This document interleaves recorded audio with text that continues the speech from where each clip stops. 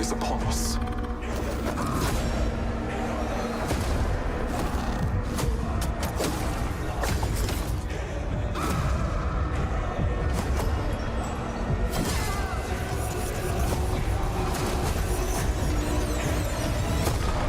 Blood spilled, and so it begins. War mode. First off, I'm here. Second off, everybody shut up. Three things to make clear. Y'all forgot what's up. The gun is the tool. I'm on 5 on my top 5. Ain't no 6, man, we all right. I roll a 7 with 2 dots. 8 this beat is 2 o'clock. The hunter is the weapon.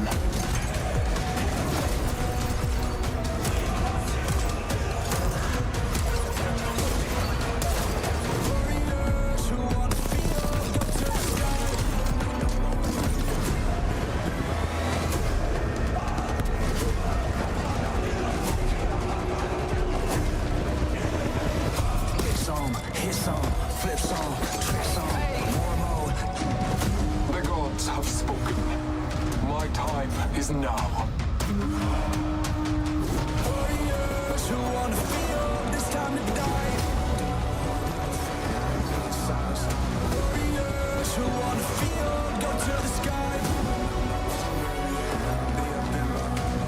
I put the crown on my head, I wear the scars on my chest. Yeah, take all the queens and bishops and knights like we playing chess. Warriors who wanna feel, go to the sky. I am Bloodhunder, chosen hunter, beast of slaughter. They will learn my name once more.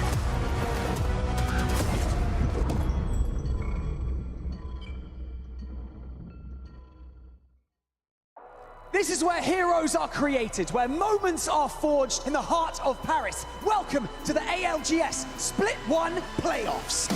RE45 is all they need. They are farming. Massive 1, 2, 3 times. It's a 1v1. And it does it for Liquid. Zeta now up on the high ground as Wolves will fall. Floating is taking this game over. He's already got 8. It's all about timing the swing here. 1 player remaining. Easy flash. Dealt with.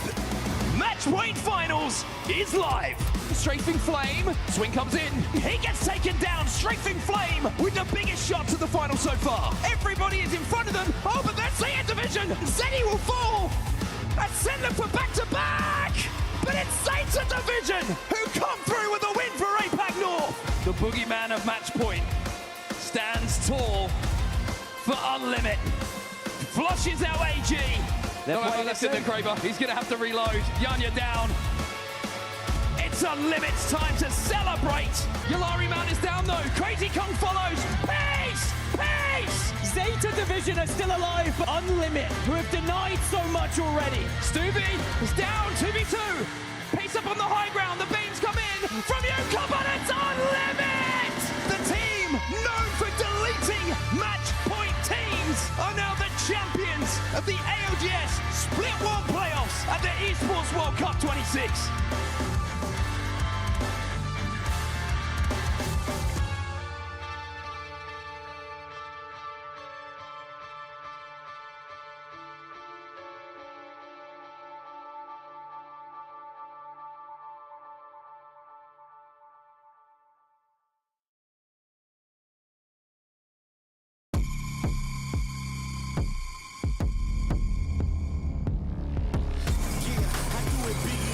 When I step inside of your room, then you know I gotta shake it up. You know I never can settle. I gotta do it, make it boom anytime when I set it up. They telling me for way too long, gotta prove them wrong. Yeah, they knock me down, but I'm coming back strong. I feel alive, yeah, I'm back from the dead. I'm back from the dead. I'm back from the dead. Back from the dead. I feel alive, yeah, I'm back from the dead.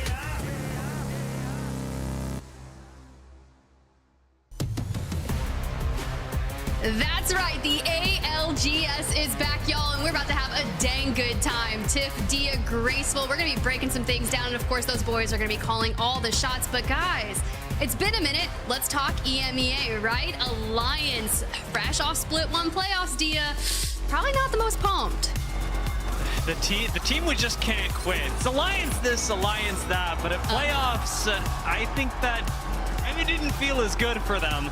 Alliance did have a really big game that I think gave a lot of EMEA fans false hope because it was not their LAN by a pretty wide margin. Now, granted, if you're an Alliance fan for a long time, I think you should have expected this. It is Aku's first LAN. Alliance are still adjusting their playstyle in a lot of ways. I was on the Aurora side of the conversation for the majority of the regular season. And I will be the first to admit that Aurora didn't really shape up either. It seems like the regular season transition for Alliance went just about as poorly as it did for every other EMEA team, but because they are such favorites, it is a notable exception, Tiff. And it wasn't just a surprise to us.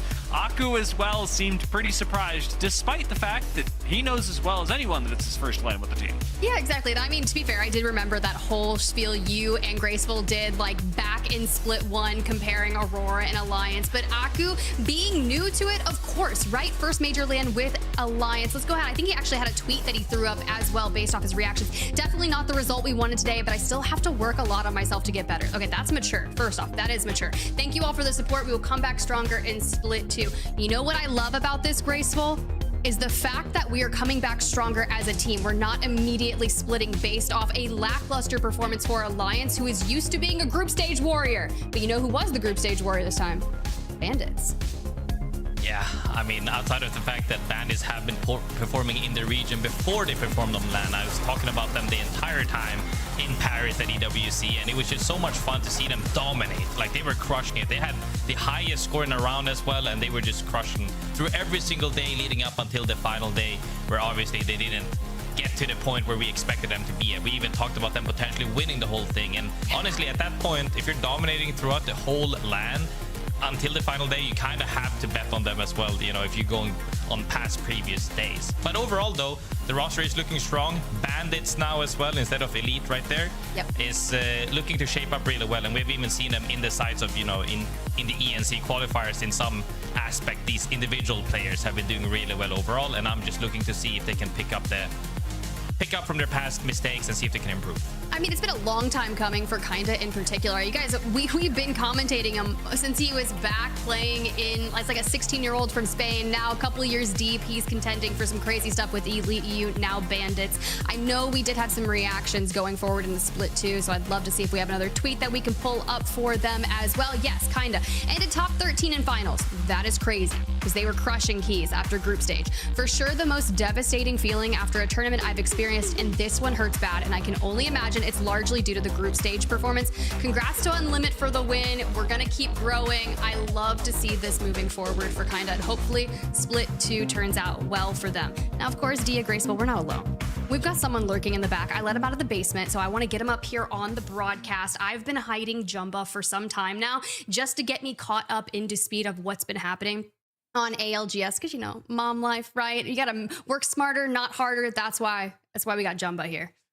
What's going on, guys? Excited to be part of the team now and be here for the broadcast. You've been released from the Apex content mines, I think. That's true. Absolutely. That's true. I was thinking about this. The first time we saw Jumba, it was legitimately, he was grinding content on land. I was like, this is the Jumba, and now he's here. Made it from behind the scenes, behind the computers, to in front of the screen officially, finally. So people call me a yapper. I get to do what I love, just talk. Perfect. You want to start talking about EMEA? Yeah, a content creator, a player, an analyst. What can't he do? Yeah, I can do it all. They call me the Massive Magician is what you guys name me. But yeah, EMEA, you know, I have a lot of time. I'm going to get to talk specifically about them. But let's say this is a split where I am really hoping they lock in, find that commitment level. And I'm really hoping for them to take a step above what we've seen in the past a little bit. Because as you guys kind of discussed, this past LAN wasn't their best performance. Even if we go back to as champs, we only had 3 teams make finals, and I don't think any of them were in the top 10. So I don't want to dump on them too much. We saw that they can, like you guys just mentioned, Bandits can actually perform on that global stage, but there is a step above. Every other region has just taken a step above them right now, I think, and this is their time to kind of change that narrative and bring it back to when we knew like teams like Alliance who just absolutely dominated, right? Yeah, and of course, I mean, when you think about the kind of launching and rebuilding for EMEA as a region, you pull up the championship standings and you just immediately start filtering through, looking for where is EMEA. I mean, you've got Alliance Graceful down there in 14th. Like, between you and Jumba, that's probably, we need to see EMEA on the up and up. Yeah, I mean, it's definitely very hard to say as an EMEA, you know, enjoyer, so to say, that a lot of, like, I think there's plenty of talented players in the region. I just think we haven't really seen the mesh of teams team up to the degree that we've seen so-called super teams in the other regions, and we'll have to see if people are just, maybe they're roster swapping way too much. You know, you said about Alliance making the fact that they're saying we're coming back stronger, they're sticking together, whereas many other teams might be just jumping the gun a little bit too fast. The grass isn't always greener on the other side. Sometimes you have to fertilize the grass. You have to make sure you grow your own tree and make sure that your team is stable, and Alliance is one, if not the most prominent roster that have been growing that tree for sure. Hear me out, Graceful. You and my husband need a chat, because if we're going to be talking about fertilizing grass, he'd be super pumped. But Jumbo, one thing right there you got? No, you know what? I get the same thing that Graceful is saying. Like, there's a lot of teams here who they've made some changes, and even before this LAN, we're making some changes. So it takes some growing pains to get into it, and Alliance is specifically one that it was Aku's first LAN with the team. Now I'm kind of expecting them to really step it up, and honestly, I think they're going to win this region and then hopefully get back to it when they get back to LAN. Wow. Does it not stand out as weird to anybody, by the way, that we have, like, incredible fraggers in EMEA, and yet we're talking about the super team thing? Like, whenever an APAC South team wins a LAN, they move to the Americas. Like, we get an incredible amount of talent importing to Americas through that pathway, but when we have Effect here, we have Zane here, we have Zuni here, we have so many amazing fraggers. Actually, I think Zuni was exploring his options about moving to the Americas for Apex, but we have a surprisingly low amount of exports from EMEA to Americas when compared to not any other region. I suppose APAC North has less. Yeah, we don't get them. Language reasons, but it feels like the APAC South to America's pipeline is there. Why is the EMEA one not? I don't know, Graceful, you got anything right there? I mean, I think I've been a part of it as well. So I was supposed to move to NA actually under United back way before the roster lock changes happened. And at the end of the day, it was just logistics at that point. They're like, hey man, why are we gonna, you know, we enjoy you, and I was doing really well at that time, and I think we could just cut our costs by literally 2/3 of it and grabbing somebody who might be just a little bit under your caliber. But at that point, it's just not worth it. You know, you'd have to get, whether that be I have to get an apartment, I have to work towards more. The cost is just way too high at this point. I think the org supports in general across regions have been better as more teams are going in, especially with big tournaments coming up. But we also see the same instability though in this roster. They get picked up for a LAN and then they get roster swapped into another org. Like, if you have that, there's no way people are way too comfortable of getting pulled into other regions where you can just have equal calibers now as well, especially with the roller players as well. I'm not gonna lie, there might be a few sane effects and other, you know, roller players at the height you maybe not really have, but when you have that, there's plenty of firepower to go around for sure. That's true, and I'm hoping Split 2 can really show off. Mind that conversation though, John, but do you have any final thoughts that you wanted to add to that? Because I know you said commitment issues and we're talking roster swaps. I didn't know if you had any little brief look-ins for us. I mean, the main thing was I saw scrims get canceled at the beginning of this week because of not enough signups. So that's what I meant with commitment issues. But to Graceful's point, I think another reason EU teams stay here is because it's somewhat easier to make LAN. I mean, we'll talk about that later if it is or if it isn't. But all around, I'm excited to see these teams because I think they know they got something to prove now. I think that's what it is. EMEA is rebuilding. It is time to prove. And what better way to kick things off than jumping right into map 1? Dia, Graceful, get us into Storm Point. Well, I'm thinking about the regions. I suppose the maps will have to do for now. As you say, Storm Point going to be the thing that's kicking us off, and what a perfect way to start the split, Grace. Storm Point is also one of the maps that doesn't slow down the game as much as you see E-District or World's Edge do. When we get into Storm Point, teams can come at each other hard and fast, and especially when we're at the start of the Pro League, that's what I'd expect to happen. I mean, is it a perfect start, Odia? Is it? When the changes to World's Edge is through and we're going here? Nah, I'm still happy though, because I think, like you said as well, it is also one of the most stable maps in general where teams get to play out the game and you don't really get to see your favorite team get gunned down so early into the match. And yeah, I mean, looking at the POI draft as well, overall, we're still seeing a lot of consistency, especially if we're looking at Alliance right there in that same spot as well in general, as they always have been. Even with the Trident changes overall, they have been opting for that. And I think Some might be a little bit in terms of comfortability, in terms of always knowing the same macros across all of the games, and some of it might just be because of how many active zones there are currently on the patch. Yeah, I got to talk to the TLN Pirates and Shadows of Nine about their picks at Cascade and over at Mill. A lot of these just early rotations for Cascade. Familiarity for Mill is a big factor, especially for not just Shadows of Nine, but a lot of teams in EMEA are just going to be picking these things based off of what they know. And it is nice to see that even after a rough LAN, Alliance still benefit from the immense amount of aura of being able to pick one POI, but essentially have two. Yeah, most definitely. But I mean, to be fair, Cascades and stuff, like, people tend to always opt for the like the edge, essentially the edge ones, where you can just play kind of at your own pace, get stacked, and then take the fights that you want to take, kind of making the game in your hands, right? But also, when we look at LAN's results, the moment that doesn't work, where there's maybe too many teams on edge and people are shying away from taking as many fights because you're gonna end up getting thirded or fourth party even then, it always brings you back to me, baby. Zone play, where you're fast macroing and you're getting a spot into the zone and you're trying to play end game. And it's always fun to see that even this long into the game's life, the zone play still gets to be there. And there's a really weird thing about Game 1 that has been happening over the last couple of splits specifically. This year, I think the problem has been most apparent, but zone play really powerful. Crypto, such a strong zone legend, and yet in the first couple of games, Crypto is taken out first almost every time.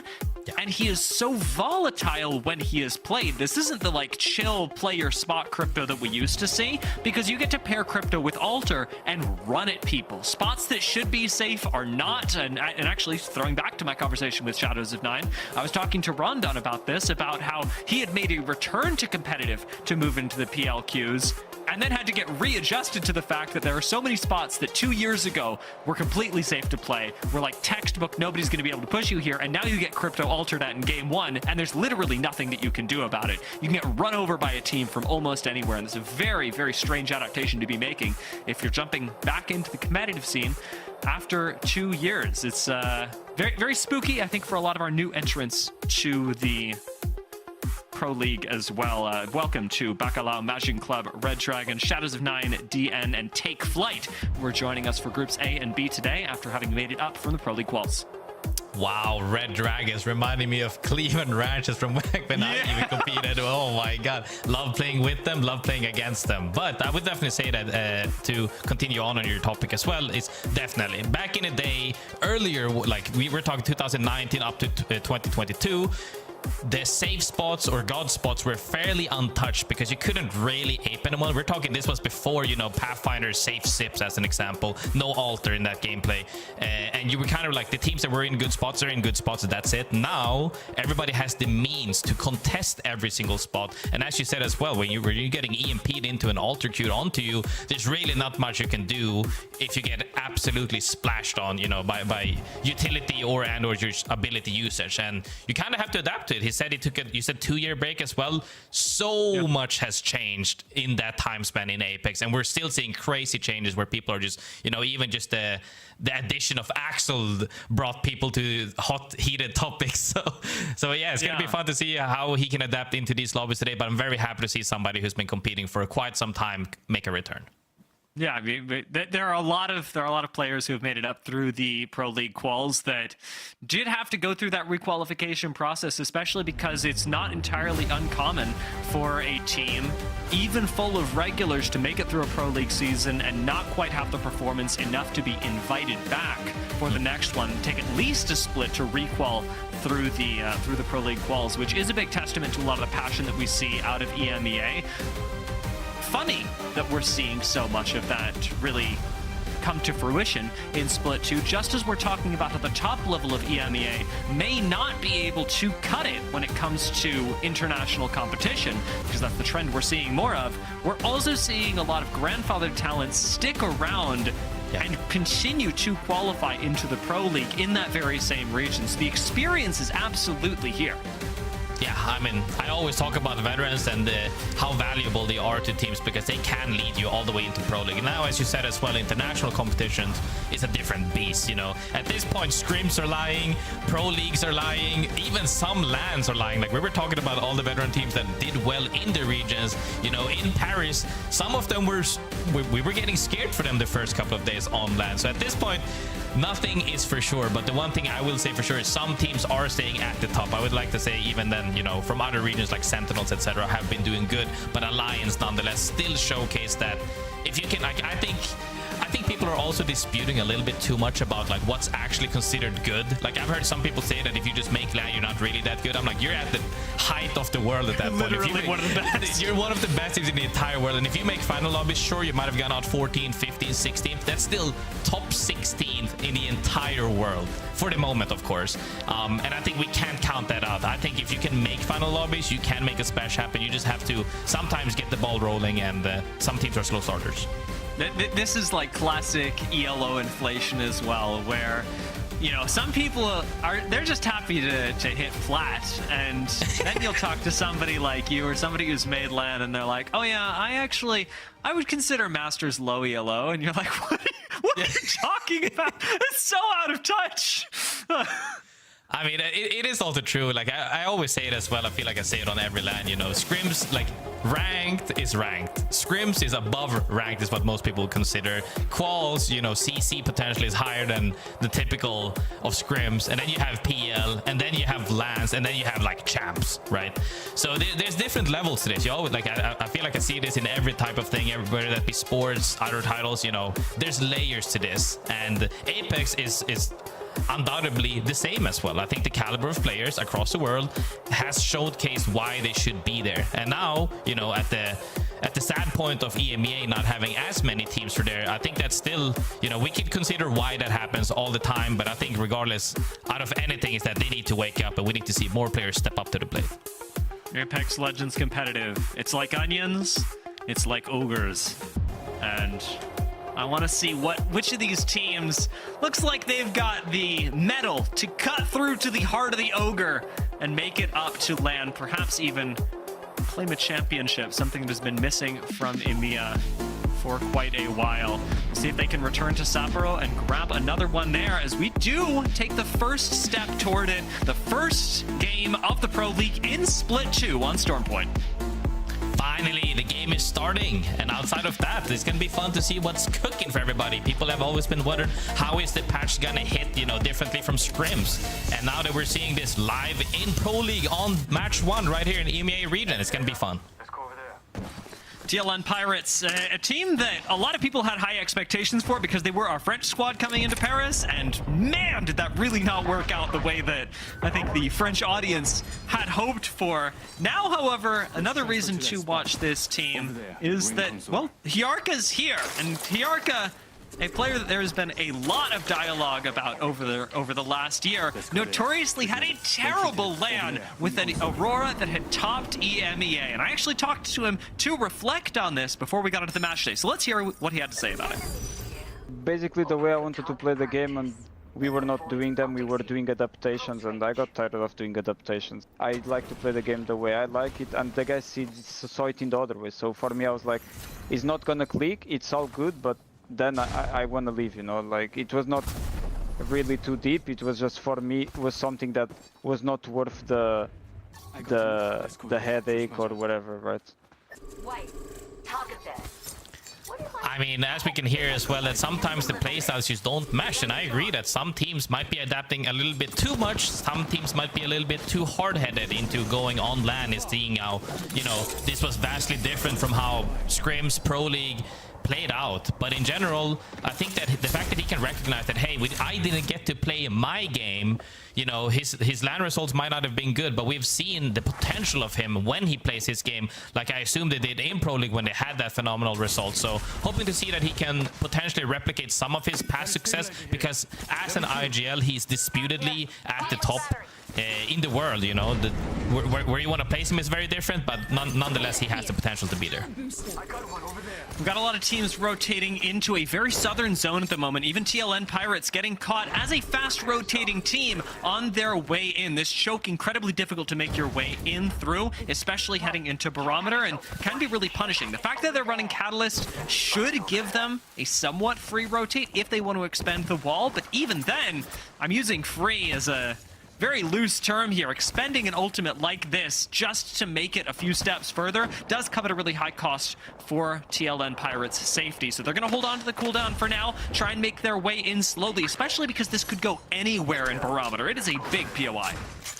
I mean, for sure that, you know, it might be a scary rotate for a lot of these teams. Some chokes might be scary, but when you have Alter and Cat as well as, you know, the safety of having Crypto droning it out for you, potentially EMPing somebody as you're making that rotate, I think they should feel more safe now than at any point. Maybe if you're discounting, you know, the typical Valk two big dudes comp, but for now the moment is people are making their macros into the zone as it is ending in Barometer. We're not going to see too much happening just yet, but potentially in a few minutes some fights might break out. Yeah, notably Bandits and Alliance really close to each other. Bandits sitting at checkpoint, Alliance just clearing out North Pad right now. These two teams playing things a little bit slower, which we are going to see some squads do, especially with the change to attachments that happened in this split. It takes a lot longer to get powerful, to get to the giga state that you used to be able to reach so quickly with a little bit of Evo and some attachments that you just find around. Now, if you are an edge team, you're going to be walking around the edge of the map for quite a bit longer in order to get to the power level you need to run over teams that are in the center of ring. I think it's also one of the things that it inadvertently buffs edge plays that way, because now you're gonna be more like you're gonna get equally stacked at some point, but you're fighting teams that are less stacked due to the loot changes potentially. So that's very interesting to see, as well as you said with the addition of the attachments. It's definitely going to be fun to see which types of weapons they are picking up, as well as attachments, because I personally feel like the weapon meta has changed. Like, we've had a pretty stable weapon meta for quite some time now. I've always said it was almost perfect, where every weapon is viable to a degree, where some weapons are standing above others, you know, with the addition of Hemlock being as strong as it was. But it's still very fun to see what weapons they play, as well as Nemesis is one of the weapons I always pick up in rank. We have played rank together, Dia. You always see me say it, where's the Nemi? And I think for some good reason as well, that weapon is absolutely exploding everyone. Yeah, I mean, it is ridiculous this season, and the ammo economy changes to the energy weapons alone have really pushed them up in priority. Yeah, as in extended engagements, energy ammo is going to make things a little bit tougher, but as a whole, it's a fantastic addition, especially if you are a player that, like Kinda, is trying to end fights as quickly as possible. It frees up much more room in your backpack for utility and the like, not just for yourself, but for your team. And Bandits could very well benefit off of that. Right now, playing the ridge line, they are still sitting around the edge of the map. Interestingly enough, very close to Made in Heaven, a team that I know would like to play zone, because that's what Synetic has done since the start of his career. Yeah, most definitely. One of the players that have to be able to play the game like the old classical way, essentially. But outside of that, some teams have adapted. And I think Alliance, one of the teams that is very strong at taking fights, not shying away from that at all, is already looking to scavenge, as we see people come out on drones in full tow right now, scanning to see if they can catch somebody off, as Catch actually gets a pick in a kill feed. Mamma Mia sitting on white shields in zone. That caught my eye. That's a tough way to be, but definitely signifies what's been going on in this split since the patch. See how long Mamma Mia are able to survive, as we still have not dropped a team. 20 squads left, and like you said, the one pick that has gone off, still very recoverable with somebody like Crypto in the lobby, but watch as this zone starts to close a little bit more, because we are going to see some teams forced into each other very quickly. We are running with the Crypto Alter combination, and if you are Alliance, you've got an Axel on top of all of that. There's no possible way we can be ending fights faster. Yeah, most definitely. And if they get to sniff out your armor and you're white, potentially even blue, some of these teams is getting straight up ran down. Bandits, one of the teams that have had such previous good success as well, especially on the land of EWC 26, where they dominated throughout the group stages, are probably not scared to shy away from a fight at all. They're just looking to get stacked, seeing which zones, which side is cleared, can they clear out their backs to make sure that they're not getting pinched, and then they will probably just immediately send a fight.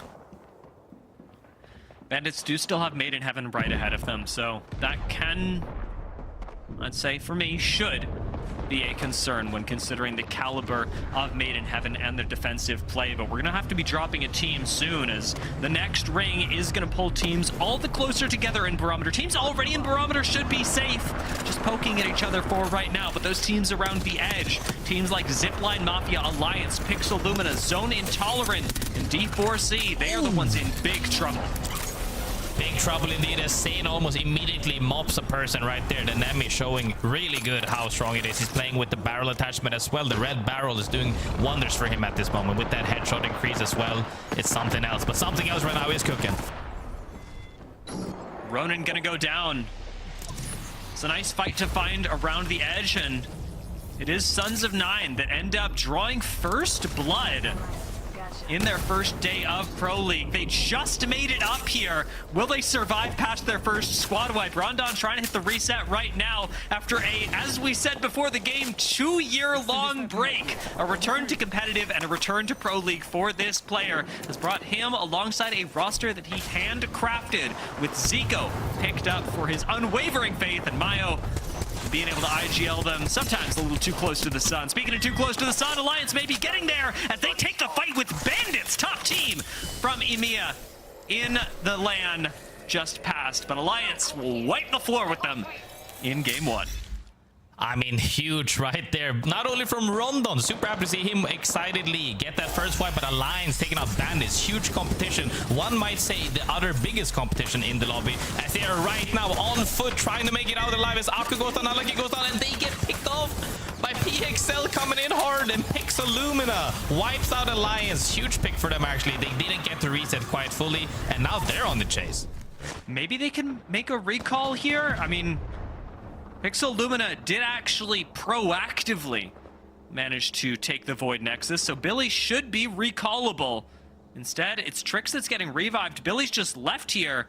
This feels like a mistake from Pixel Lumina. Instead of hitting the double recall, to just have to leave one down, and even then, Trix will be taken out. Zone Intolerant wrapping them from behind, from the center of Jurassic, the edge of Zone. An extremely dangerous place to be, as we had alluded to.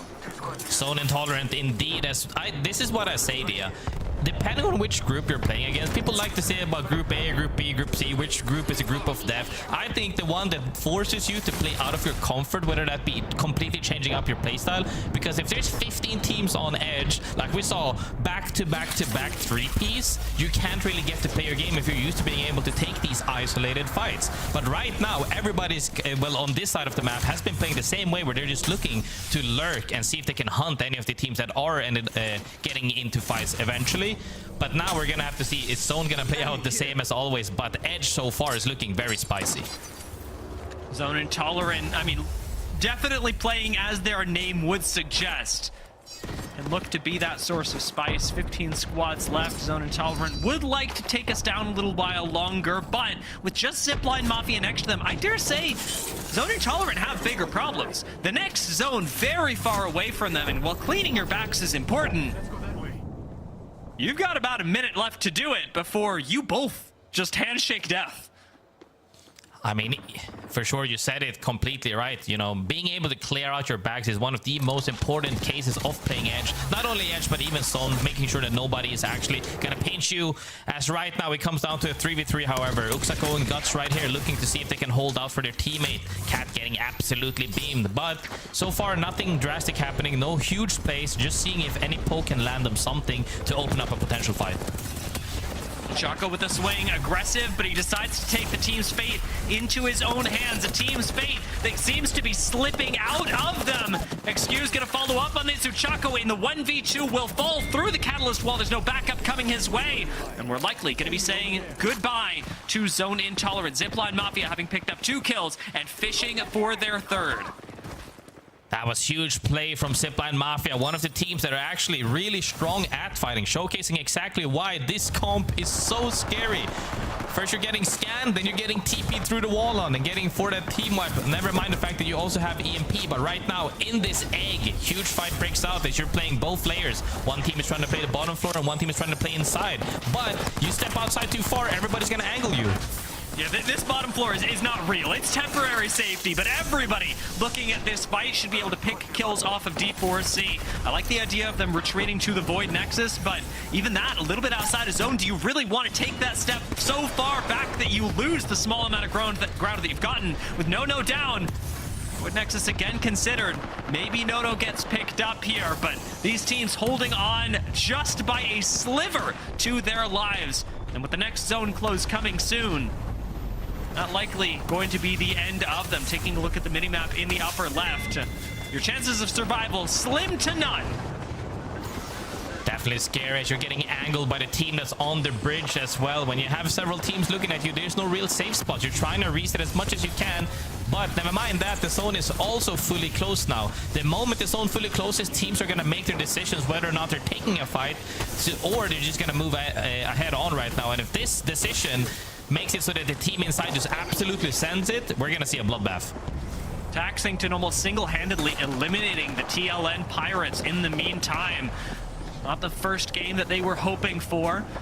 Still adapting, as it is so early on in this split that you can't afford to take this personally. It is just the first game, and the opener, it is going to be a lot of chaos. Maybe a lot of chaos that we're seeing right now with a portal out of the bubble building to survive, and D4C trying to chase this down and punish. Zone Intolerant will fall. Their fight against ZIPLINE Mafia finally concluded at long last, and D4C, the cockroaches of this building, look like they are about to be exterminated. No. Hanging on through the nuclear war that has evolved in this corner of the map. And finally, 45 seconds from now, this will no longer be in zone, and one, if not both teams, will fall.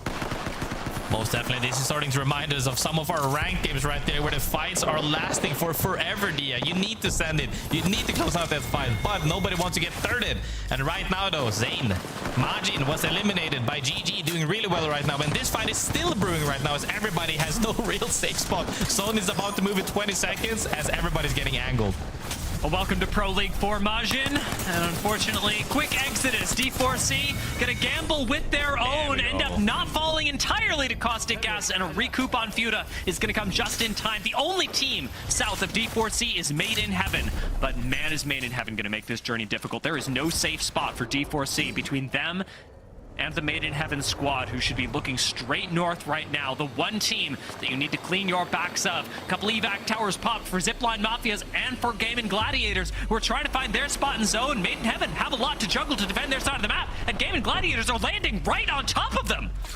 Made in Heaven was a bridge team initially, now getting landed on by GaiminGladiators. However, D4C might be looking to pinch this if they get the opportunity, because they have to pick a side, whether they're going the west side or the east side. They need to look for a pinch right here to see if they can get a potential playable area, because if you're coming from that east side, too many teams are going to collapse on you, as GaiminGladiators get absolutely pinched.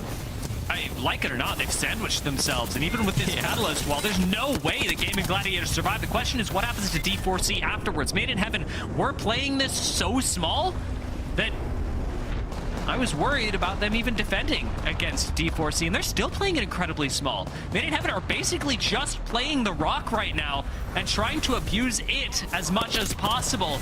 That working out for now, as they do manage to hold on to this side of the map. Their cross is going to be brutal, because right now the fight that we're seeing is Take Flight ends up going down.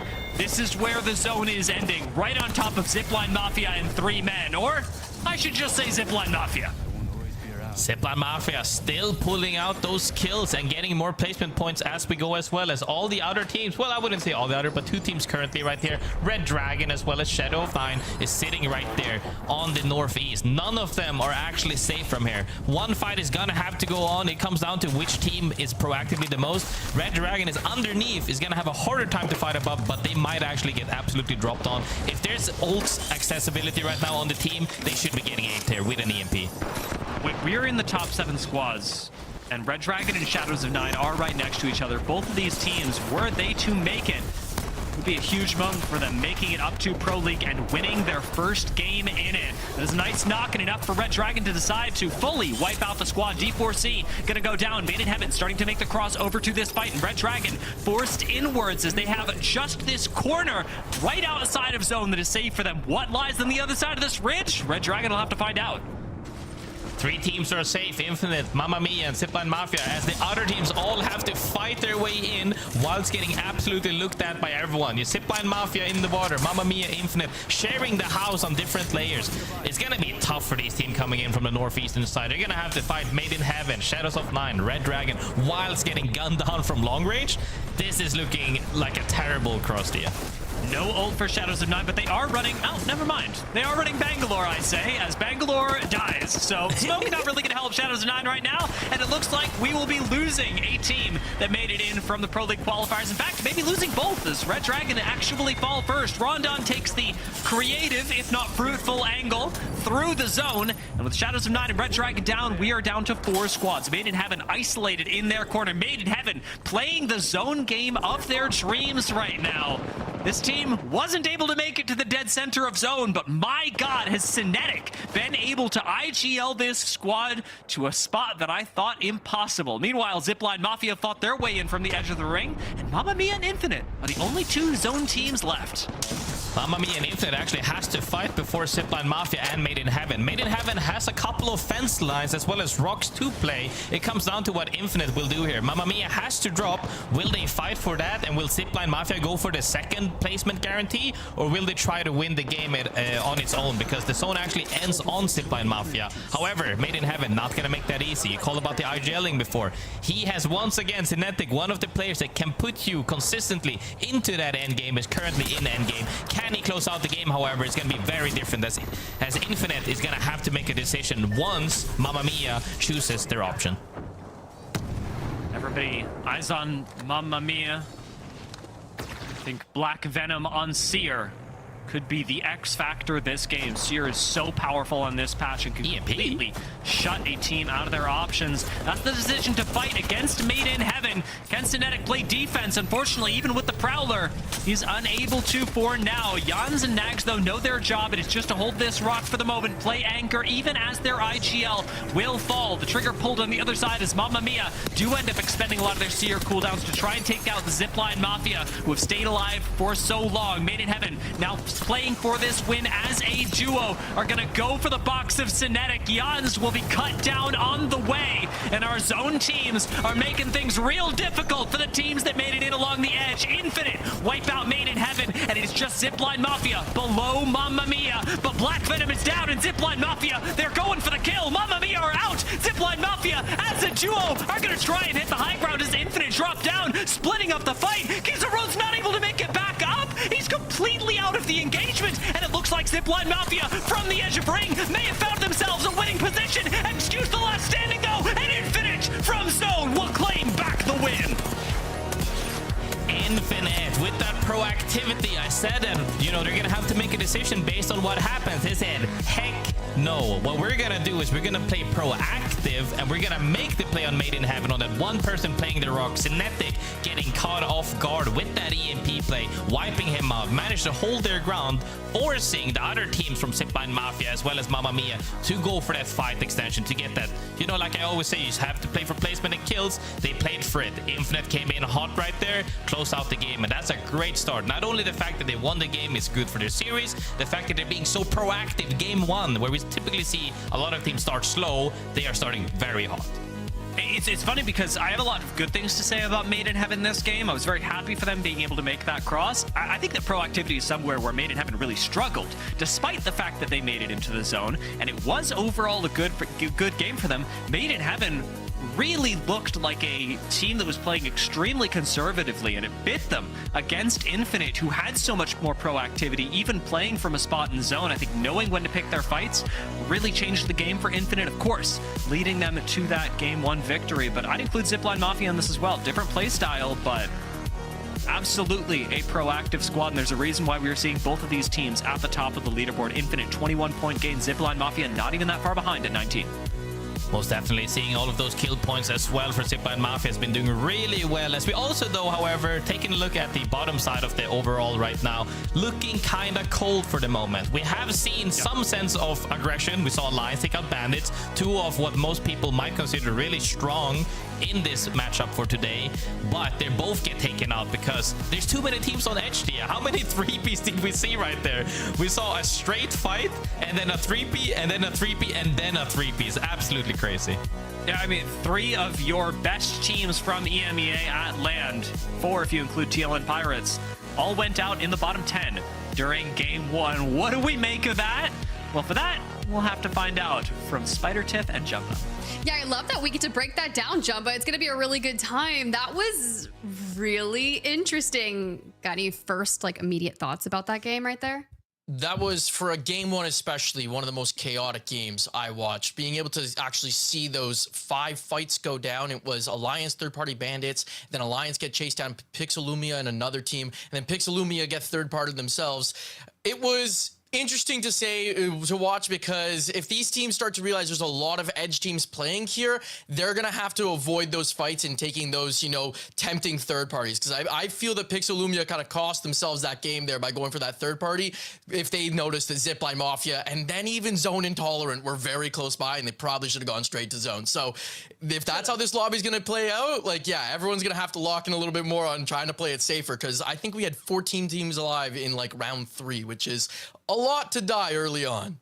That is pretty gnarly, actually. That's very indicative of scrims, but you were mentioning scrims were getting canceled. Yeah. So EMEA, we're on a horizon, and map number 1s are always litmus tests. But of course, another thing I wanted to talk to you about while we are here is we are talking championship points. We brought those up, but it all comes down to our land spots per region. And a lot of people are really confused about those and all the changes that have gone throughout the years. So I feel like you're the perfect person to help me break it down. And maybe you can clean up my life after too. We'll figure that out. Yeah, let's get out your notepads. Let's break it all down, and I'll make it as easy as possible. No, get it. I know you had it before, but prior to the beginning of the year, each region has a set amount of spots at LAN. Americas gets 13, and then every other region gets 9. Now, based on the region's performance at the Split 1 playoffs, you can gain or lose up to 2 spots for the Split 2 playoffs. And again, unfortunately, as we kind of talked about top of show, poor performance at the Paris LAN for EMEA lost them 2 spots. They have 7. That's the least of any of the regions. And I mean, it's because 4 teams made finals, and in a 10-game finals where 11 teams hit match point, not a single one of those teams were one of those 11, right? And then we talked about, like, the commitment issues I mentioned at the beginning of this week. Like, after that performance, I feel like you're going to want to practice a bunch, but then suddenly we don't have enough signups at the top of the week with a 3-week pro league as well, I'd say. So not a lot of practice to get. I feel like EMEA is just a region that has to lock in. They got to take this competitive more seriously. Yeah, the main things I wrote down were set amount, commitment issues, and 3-week-long split. So many changes in the Split 2 here, but of course, we're all going to be ending in the Split 2 playoffs that are happening October 29th through November 1st. So while we're looking for teams to lock in their tickets and get there as well, you at home watching can go ahead and get your tickets now. I'll probably be there, who knows? Maybe I'll be dressed up like Pathfinder, maybe a little Watson. You really never know, but since it's happening over Halloween, I hope you show up. I hope you dress up, and I hope we have a dang good time live for the Orleans Arena. Jumba, have you been to Vegas? I went to Vegas a long time ago. I'm really excited to go back. I need costume ideas, so hit me up on what you guys think I should be. I don't know, Mirage? I feel like he's the closest character I look like. I don't know, but like, yeah, I'll take some costume ideas. Yeah, you heard him, chat. Go ahead and see it in Dia Graceful. While I hand it over to you guys, you got any thoughts for Jumbo's costume? Wait. Costume thoughts. I can't lie. I've been thinking about this a lot. I think Tiff is going to go with something anime related if I had to bet. Jumba, I honestly don't know well enough to know what sorts of costume ideas he falls into. And Grace, if I'm guessing for you, you've got some sort of cute character you're gonna go as. You're gonna go as like a cute dinosaur. A Nessie, perhaps? Nessie would be the easy route for sure. I'm gonna go with Lifeline, honestly. Lifeline goes hella hard. I think that he could make it work for sure. You're going with Lifeline? I think Lifeline, because I think the bugs look so cute, like you said as well. Some of these outfits look great, but the real question is, are you gonna go an RP as well? Because if that's the case, Mozambique hair is the best one, and I think he could fit that for sure. Listen, I like what you're thinking. From the hairstyle, the RP. If we go and cast in costume, do we RP the cast? important question. All right, Thea. We'll have to take it back to the game for now, though. Did you see? Graceful's like, get me out of here. Yeah, no, we have to go back into the game. I can't handle this. This is too much for an old man like me. For sure, though. Crypto getting banned, like we assumed, like everybody assumed. The one thing that doesn't lie in scrims, on playoffs, on LANs, on PL, Crypto is getting banned out immediately because he just provides that much free information. And now, as we're seeing this happen, Alter's still very viable in the game. And with that, the pace still remains kind of the same. I think that people have to be, we did see some proactivity throughout these teams. Those teams are still gonna thrive because if you are proactive, you're still gonna make the same decisions of taking those fights. They might not be as clean without the EMP, but I do assume that we shall see some teams still play very hyper aggressive. Yeah, we didn't really see as many fast team fights as I had imagined. I think a lot of teams really able to weather the storm using natural cover and, funnily enough, taking each other's portals back and forth. However, with the elimination of Crypto, a lot changes specifically for, I wanted to say our IGLs. It's not always IGLs, but there are players, everybody knows who they are, who get anchored to Crypto for game one. They don't want to play Crypto. I know Chaco is one of them. Who feel like they must play Crypto in order to make sure that their team has a fighting chance. And now finally free of those chains, I'm excited to see what they do, because I think we get a lot more personality in the games 2 and 3 where not everyone's best strategies are banned out, but you do get to see a really large pool of legend diversity come in. It even surprised me that in game 1 we had some teams going Seer over Crypto, actually deciding that that was more powerful when Seer used to be much more of a style choice. Now he is becoming the meta definer, and I suspect that after this game we are going to see Seer banned, as this is the sort of Seer game, if you will. He is defining what's going on the map right now. Yeah, absolutely. Getting hit by a Q mid-fight is devastating, and I think everybody has felt that in ranked. I would say, though, the people's playstyle in general hasn't been getting affected way too much, even with the legend bans. You know what, Thea? My hot take, let's just ban the entire comp, all legends of the winning comp, I would say, to make them really dig deep in their pockets for something fun. That way we get to see even more crazy comps come out. But as for the moment right now, though, we are seeing a ton of still Alter, still some Catfishes, but a lot of Seer, like you said as well, should be getting banned out after this match, as everybody's opting for that real like fighting prowess that he brings to the team. Red Dragon right now, by the way, making my dreams come true. Take a look at their comp, left side of your screen. They got a little purple next to them and a number 7. Red Dragon, Pathfinder, Rampart, Newcastle in game number 2. They are the definition of defining the meta right now, or I should say attempting to, because this is on paper not good at all. But if they're able to make it work, they're certainly going to be bringing a new style to the ALGS. It is only their second game back, but it seems like they've got plenty of confidence to make this work. And taking a look at the zone, you are going to need a lot of confidence to walk your way into Downed Beast. A team like Bandits made a quick rotate out of Checkpoint, where they actually had a ring console. I believe Alliance have one at North Pad as well, so a quick rotate available for them. But teams like Shadows of Nine, Mamma Mia, actually getting one over at Barometer, should be able to make it in, but it is a race against the other squads that have similar information or have even made the appropriate read off of the other teams moving near them. Yeah, I mean, and one of the biggest things that you said as well about Red Dragon is that when you're pulling out comps that people aren't playing, you get more reps in on them. And if they're working out, like for the longest times of the series, you get so much practice on it. You're getting so good at it. And that is so beneficial rather than needing to swap every single match. If you're just trying to play every character just because like you want to play them before they get banned out. But I think, honestly, for some of these teams, and Red Dragon, undisputably, for the longest of time when they did compete back in the day, have always been meta-defining, almost. They play what they want to play. They don't care if the rest of the lobby is playing it. They're going to play what they think is strong, and they have been making it work. So, going to be very interesting to see if that pans out the way they are expecting. Even though Ronin did get eliminated really early last game, I'm happy Arctic is in Pro League. We talked to him during the ENC qualifiers, but Arctic actually being picked up by a Pro League squad here is really nice, especially after his great performance in those qualifiers. Ultimately, for those of you who have not heard, the ENC was postponed. I'm not sure exactly what that means. We're all figuring it out as a group, but the fact that it got Arctic into Pro League at all, I'm calling a win. I mean, most definitely. You know, we had that interview with him as well, and he said, hey, I'm actually teamless, Grace. And I was like, what? He should at least be getting several trials to see if he can fit into any of these teams. If an old man like me still get reached out every now and then for some PL seasons, he should be way up ahead, getting 100 trials per season for sure. I'm so happy to see him landing on a team because this is where we expect him to be. We have seen, you know, after kind of... He had a really high, and then he kind of was low ceiling for a bit, and now he's back to where we get to see him the most comfortable, potentially, hoping to see that he can pull out some performance that he is so proud of. However, speaking of performance, ZIPLINE MAFIA, so far 19 points. You know how I like to talk about that average. These guys are starting the first match by 19 points, making it so that they have more cushion in case things don't go their way.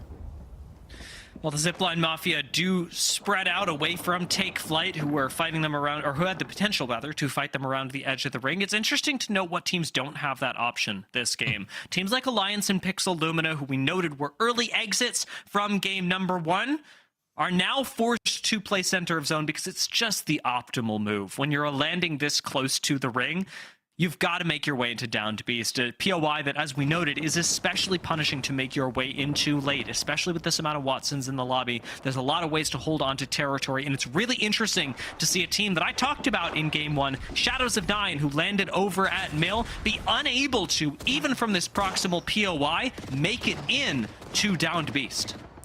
It's going to be hard, as we saw as well. So many teams on edge are now looking a little bit passive as they're still stacking up gear because it might take a little bit longer than it used to do previous patches. Right now, people are wanting to get on that purple as fast as they can before they end up taking fights. But will we see a repeat there? Will we see a repeat of the 4-3-piece back-to-back where there's too many teams lurking for those fights? Or are we going to see a little bit more people hoping to get into the zone earlier, as we actually see Alliance quite early here, even though they have a closer POI, obviously. Bandits could play a bit aggressive, try and finish off the kills that we've got on the low ground if Alliance don't end up helping them do it, and they do. D4C, our first team out at the hands of both Alliance and Bandits, so the teams that eliminated each other in Game 1 help each other in Game 2. Honestly, I'm very happy to see still, though, that Alliance is, like, this is one of the things that I talked about, like, being able to adapt as well, is that if zone is on us, we are playing zone because we have free top 3 positioning, essentially. We can actually get into zone very comfortably, or if we can't, if we don't have the zone, we're gonna play edge, and being able to adapt is really good. And speaking of adapt right now, Take Flyte still with 3 points on that leaderboard right now, looking to take a fight here, has Matafe, one of the returning players as well, hopefully does well. Matafe does not silence anyone. I don't know if they're going to be able to claw this fight back, but taking half of his HP and moving back down to the low ground, an extremely rough start to the fight, and there's 3 men Take Flyte. Skirmish. Going to be deadly for one of the teams. They are too close to escape unscathed. Aniki, nice swing onto the roof, but unable to take control of high ground just yet. They are going to lose Pablo Minecraft first, leaving everything up to Aniki, who now has high ground and no teammates. This not looking particularly good for Take Flyte, but for 3 men, very happy about the state of affairs. The Nexus going to be taken by Aniki, it looks, just in time. He is going to get out to medium safety, and 3 men uninterested in letting this kill go. Haneki might have gotten out, but there's no way he doesn't get absolutely chased down for this moment as they are hunting him down. 3 men puts him on 1 HP. Val comes in, he has to turn around, and he's going to get absolutely eliminated. Right there, Dia, we talked about it. You know, we play a lot of ranked here. We play a lot of games together, and I love that a lot. And one of the things I always tend to talk about as well, you know, when we play together is that sometimes, you know, I might not be in a fight with you, you might not be in a fight with me, and that was a great example right there. The fight happened essentially was a 2v3 on that roof, as both his teammates were dead before he actually got to be in that fight. And it's so important, especially for all of these teams in Pro League, to hold hands when they're making plays, when they're making fights, or at least you have to be on the same timing so that you're all fighting together. Because if it's a 2v3 and 3 people are just shooting at you, it's almost no contest on who's going to win that fight. And it's very funny that we're looking at that fight and going, Catalyst is the last one standing, because it is Anchors that really do have the high barrier of execution to this, having to play both covering for their team at a long distance and being in the fight at the same time. It can feel almost impossible to balance, and it's why the best anchors in the world are so, not quite flashy, but so impressive, especially to longtime viewers of the ALGS, because they are able to navigate these two disparate responsibilities so well. Now, in that case, doesn't go super well for Take Flight. That's okay. You'll get another shot. It is just game 2, and we've got 6 of them today. Though nobody likes dropping donuts. It's, there have not been worse starts, but there are better ways that the game can go, shall we say. 3 men will get a little bit of information around the edge of the map. They are relegated to playing edge for the rest of this, given how long they have taken to rotate in, and I think that is completely intentional.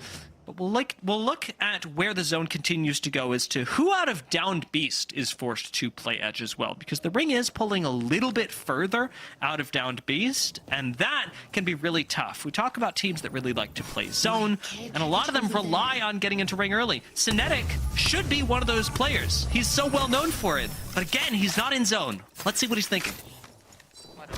Okay. Yeah, I see one right now. I see one scan like right side here. It's like full right corner. We need top building. Sure, it's only one. I see 2 sets of scans now. They're sliding down towards me, sliding towards me. See?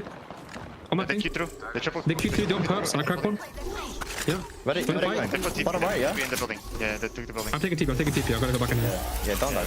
Play safe. I'm full safe. They shot a Q on me, but I took TP. They're on this thing here. Maybe get sausage. You can get angle on that. Make the heal, hold TP on. back into the building.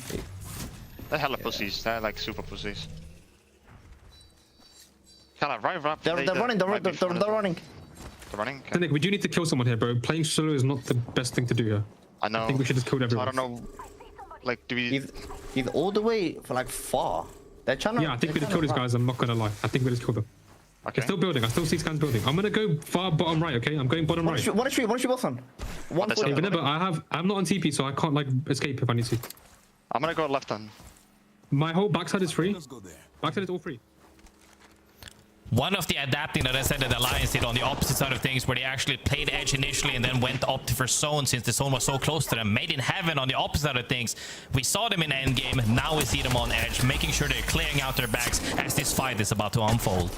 This is 2 games where they've been forced into playing edge, and it even feels uncomfortable for them when we're talking right now. Really unsure what fights they're able to take and how exactly to start them. Made in Heaven are again going to be forced to back off, and it was funny listening to their comms, listening to how they're trying to coordinate, because they're being critical of ZIPLINE Mafia right now. They're being critical of a team that's trying not to take a fight with them. ZIPLINE Mafia don't have an advantage, but ZIPLINE Mafia got way closer to winning game 2 than you did. So let's see who actually comes out the better in this, or rather in game 1 than you did. Let's see who comes out the better in game 2. Most definitely, as Made in Heaven is opting for that evac play right now to see as they're moving on bit by bit to see if they can get some more information on where are all the teams playing, where do they think the zone is ending. Zone is definitely pulling more towards Mill, in between Mill and Down Beast. So teams are now starting to rotate over, and you're gonna have to fight for spots, as now everybody essentially in the northern side of things are collapsing on top of one another. And this also means that whoever gets to send it first might end up getting thirded through, because Alter is still in play. Just right past Synetic's death box, no worries. Zone Intolerant fighting on the south side. And while we are cutting down the amount of teams left in this lobby, 3 men will fall. Red Dragon going to join them, and even Zone Intolerant. The focus of a Ronin rotate, negative out to them to clean their backs. We're going to take a look at the map when we can as well, because there's been a really interesting zone pull. We talked about how Shadows of 9 did struggle to make it into the ring in Downed Beast, because I had imagined we were going straight Downed Beast. Now that the zone is pulling back, Shadows of 9 low-key look like geniuses. And you know who's joined them? It's Mamma Mia as well. Well, Alliance will unfortunately not make it out, still eliminated in the bottom 5 despite a good start. Bandits get the better of them this time. You know, we were talking about the different zone algorithms that people have been quite critic to as of lately, but we're seeing the zone ends up pulling towards the compounds in between the both POIs, and that's, like you said as well, really panned out for Shadows of 9, and it's so fun to see. However, on the other side of things, where people aren't in zone, everybody's forced to fight, and one of the teams that are fighting right now as well is Bandits, one of the teams that was right next to Alliance.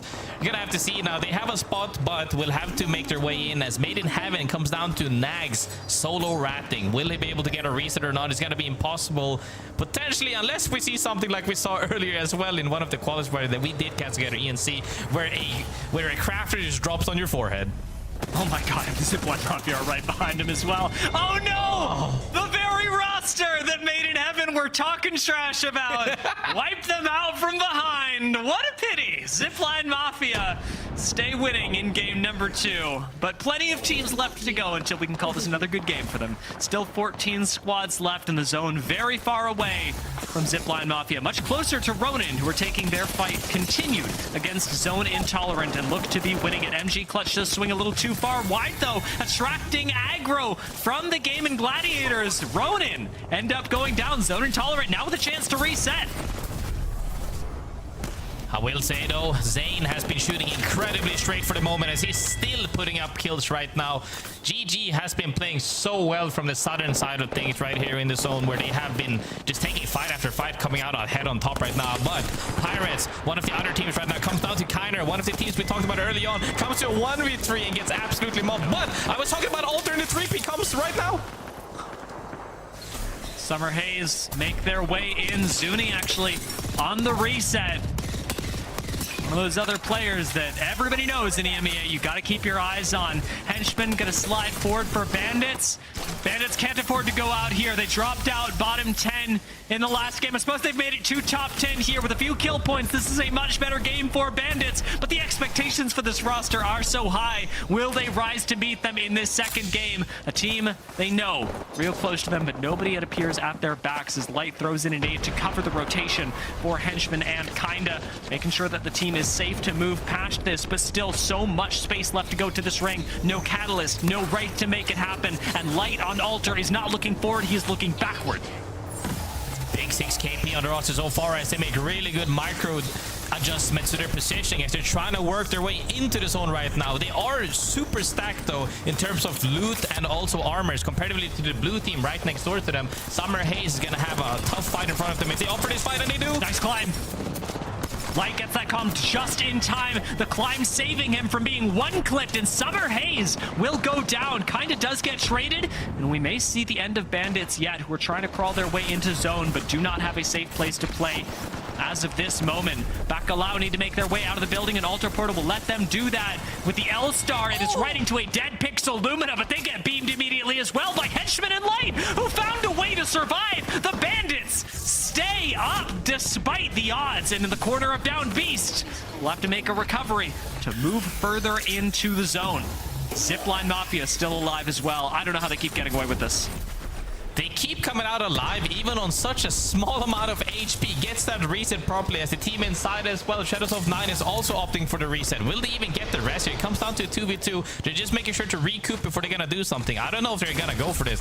It comes down to a 3v2 for the moment, but they are still looking very, very happy for that spot. Deathbox recovery is still technically possible. It feels like it would just pull a bunch of aggro though. And yeah, no, they get sent. Well, yeah. It's almost better to just sit here, play as a duo, and hope that nobody notices. Mamma mia, do not get that lucky, as GaiminGladiators end up fighting them. GaiminGladiators holding this rooftop. Not an easy way into the zone, but still one that technically exists. Bandits get the reset as well. That is huge. Still, Bandits have 0 rotation tools. I don't know how they make it, but ZIPLINE MAFIA at the very least will not going out in 6th. Shadows of 9 as well gets that full reset, but zone is moving right now. This zone, you know how I always like to say, this zone isn't scary. This zone is scary. You need to make sure that you get past that rotate right now, because if you go too late and you have too many eyes looking at you, although there's only 5 teams alive, you're gonna get absolutely beamed in the open potentially, as Majin right now with that Valk play gets a super good positioning on that wall. And Majin are also playing off meta with the Rampart Newcastle Valkyrie. This is not a comp that most people are running, but it might just be the thing that saves them. Majin are able to play a spot that almost no other team in the lobby is able to. And as Bandits start making their way in, you almost wish that they had that amount of safety. Light gonna lead the charge, Kraber in hand, P20s as well. You cannot make a deadlier legend in 2026. An Alter with these 2 weapons. Will he be able to survive? Will he be able to make headway for the team as Shadows of 9 lose 1? Shadows of 9 might lose one, but they actually get to blast GG on that fence line on the other side of things. They should be able to get this potentially. GG is in a rough spot, but Bandits hasn't really noticed them right now as they are occupied to fight for that lower side of the building. As they are actually opting to fight once again. They are not shying away from a fight, and they've been coming out on top for every single engagement outside of match 1. Really good move for Bandits. Just keep everybody on the back foot. Kinda's going to get back on his feet. Light does get caught on fire and has to leave the building immediately as the fence is a little bit too much for him, but reset available on the bottom side of this building. You have to hope for Bandits. Still have Henchman. Not sure if he's got ult for right now, but Light just moving the team around at, if you'll excuse me, light speed to try and survive. Doesn't look like it's going to work for right now as Henchman will fall, but Bandits still very much in this fight are going to try and rip the res on the bottom floor. Can Light play defense for the team? Winkler takes half his HP. The Shadows of 9 have dropped down to the low ground, now no longer have a clean angle onto this squad. Can they swing the outside of the fence? Shadows of 9 right now finally angling them on the side. They shouldn't have been made. They should have closed out that fight earlier. Now they're in a pinch potentially. Shadows of 9 getting absolutely beamed. I would say as Ronin goes down to Kinda. Absolutely crazy Prowler action right there. Maybe he got Kraber as well. Who knows at this point. But are they going to opt to fight for the wall side? Should be their next play. But the 3P is always lurking right now. Bandits is looking to do something. He kidnapped somebody. Light is skynating. I like that Zico goes for the res. You gotta try it. The Light fishing for the angle is gonna find the 150 through the wall, knocks Myosin, and it's time, and Bandits know it, to clean out another squad. Shadows of 9 get cut down, and Bandits take out another team, harvesting this lobby bit by bit. Majin have played stalwartly in this corner. The fence covering Bandits is going to expire eventually. Majin are literally in God's spot. You have to imagine that they win this game. From up on top, DN have got to focus, but are unable to actually shoot Bandits as they share the building. These two squads surely going to fight for second place. DN plays too slow and Bandits manage to get under them. This is absolutely horrendous for them because now they have to drop. There's no way they're playing for this. Majin should have the absolute free win here if the fights pan out the way they are expecting. Oh, look at what they're doing! As they're Newcastle ulting straight to the side of them as Bandits on the inside gonna ultra out and have the safe spot. Is this a bad potential? And they're getting sent by Bandits! Bandits know they messed up! And now being able to take the fight for second, they've got to actually win it though! The Bandits will go down! The first squad eliminated, and Majin get to clean up the chaos! DN and Bandits with a messy fight, and DN with a big fumble, letting Bandits slip underneath them. I will say, if people didn't notice that right there, please go check the VOD right now because that match is flipped several times. It flips when Bandits made it under the house, which they really shouldn't have been able to. It should have been crossfired right there. And then the fact that the team went into Riverside, Bandits came out and full swung way too early when they were the last team to engage properly. If they just held their fence line, they should have been the 3P to guarantee the fight. And then it flipped back because Bandit went a little bit too hard, and then it came back to Majin 3Ping once again, which was the initial response I had. But that was a phenomenal game. Those games that get you really on the edge of your seat are so fun to watch. It's just moments of like, oh my god, what are we doing? Like somehow, some way, Bandits managed to survive like 2 or 3 situations where they absolutely should have died. We were saying the same thing as ZIPLINE MAFIA earlier, who survived against all odds for so long, but this is a big comeback game for the Bandits. While Majin ended up finding the win at 19 points, Bandits match them at 19 points and make the huge comeback from being eliminated bottom 10 in game number 1 to making it all the way up to tied for first place in game number 3. As it goes, noticing that TLM Pirates and Alliance were eliminated still in the bottom 10. This is a sharp departure from the other squads that people had great expectations of. I'm going to note as well, GaiminGladiators should get their flowers. They also managed to make the jump up from bottom 10 to top 10 in the course of 2 games, currently sitting at 6th place. It has been a good journey for them. Bandits making a 15-team jump up the leaderboard in 1 game. I mean, it's been phenomenal. We talked about the fact that EMEA had to step up. Some of these teams have indeed stepped up greatly. And to the effect of the fact that some of these teams have been unable to adapt to the fact that they are just getting absolutely demolished in fights because Alter is still in play, guys. When Alter is in play, nowhere is safe. We saw it in Down Beast. People came from the roof. People came through the wall. When you think a fight is over, you're immediately getting thirded. And some of these teams have cost that greatly to them. But one thing we'll see throughout the rest of this series is that fighting pace will now stabilize because you can't make these crazy plays anymore. Now it actually comes down to 3v3 gunplay a lot of the time. So hopefully some of these teams that have been powerhouses in previous seasons are gonna have some better effect now that Alter and Crypto is out of the game.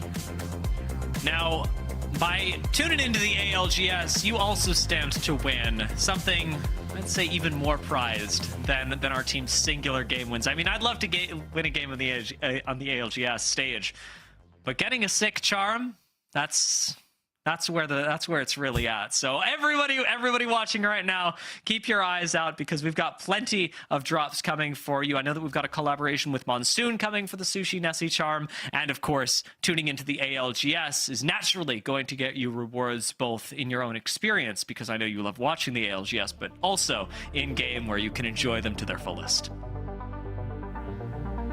Well, after the second game being concluded, Graceful, I appreciate you. We are going to take a quick break before the third one, and I look forward to seeing your beautiful face, Grace, as well as all of you in the audience when we come back for game number 3.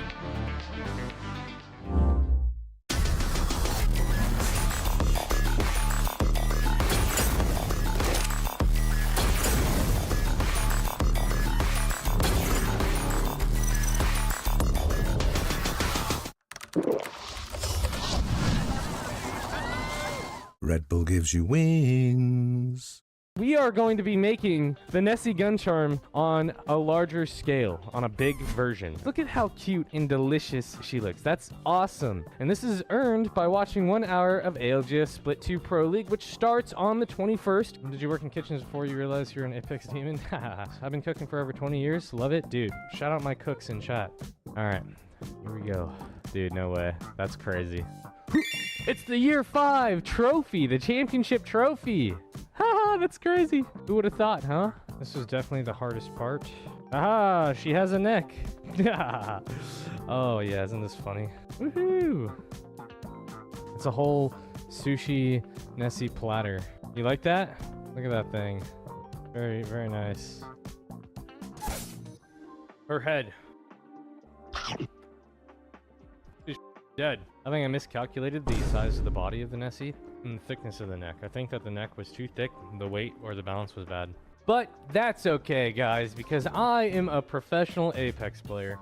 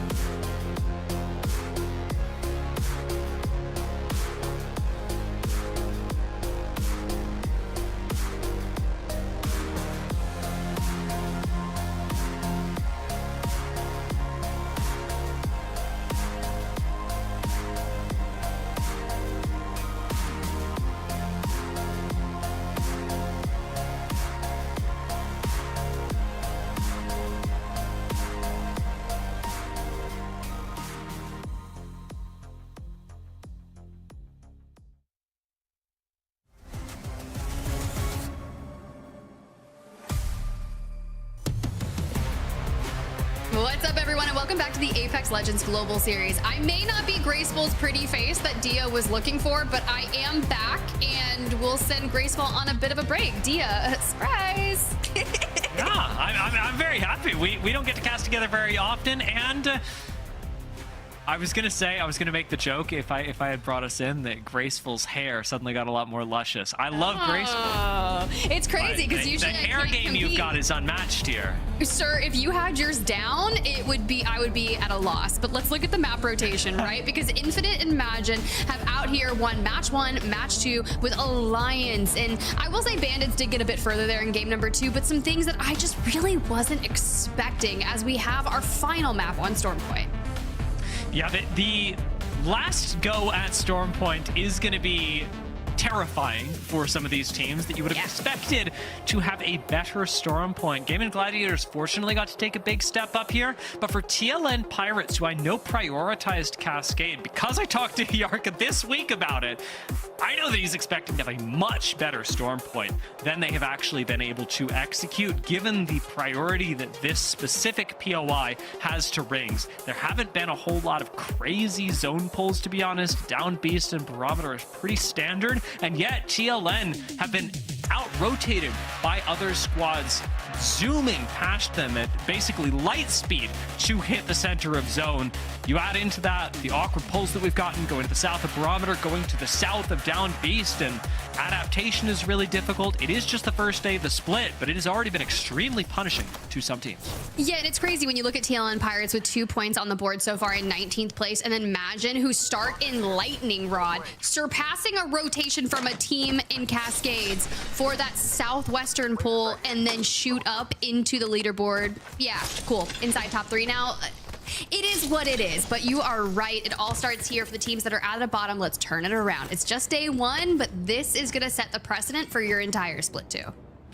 And it's a really nice way to celebrate for Majin as well. Because we were so focused on what Bandits were doing, it almost flew by, but Majin, running the exact same composition that they did in game 2, play off meta, managed to find a game win, and are doing so on their first day in the Pro League after the Pro League qualifiers. It has got to be absolutely surreal for that to happen, for you to be able to manufacture that as Majin, playing a game that is totally distinct to everyone else's, and in a league that you are unfamiliar with, that you haven't gotten the chance to play through for the first part of the split. So really, really excited for them, especially coming out of Elrod. That was a far zone. This one a lot closer.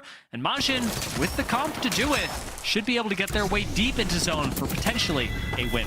Yeah, and honestly, speaking of wins, Batafe here starting to open doors for Take Flight. They pick up a couple, but some early action for them is going to be nice. I do love seeing the Pathfinder picks coming out through some of our teams. Of course, we did have Red Dragon do it last match, and more are going to keep showing up as we switch out. I did notice that TLN Pirates were looking to have that quick rotation when we had the map pulled up. Pixel Lumina immediately barricading down here into the building. Some good showings towards endgame, and honestly, I've been enjoying their gameplay.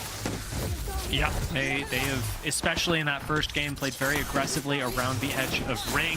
Now we get to see a different look at that.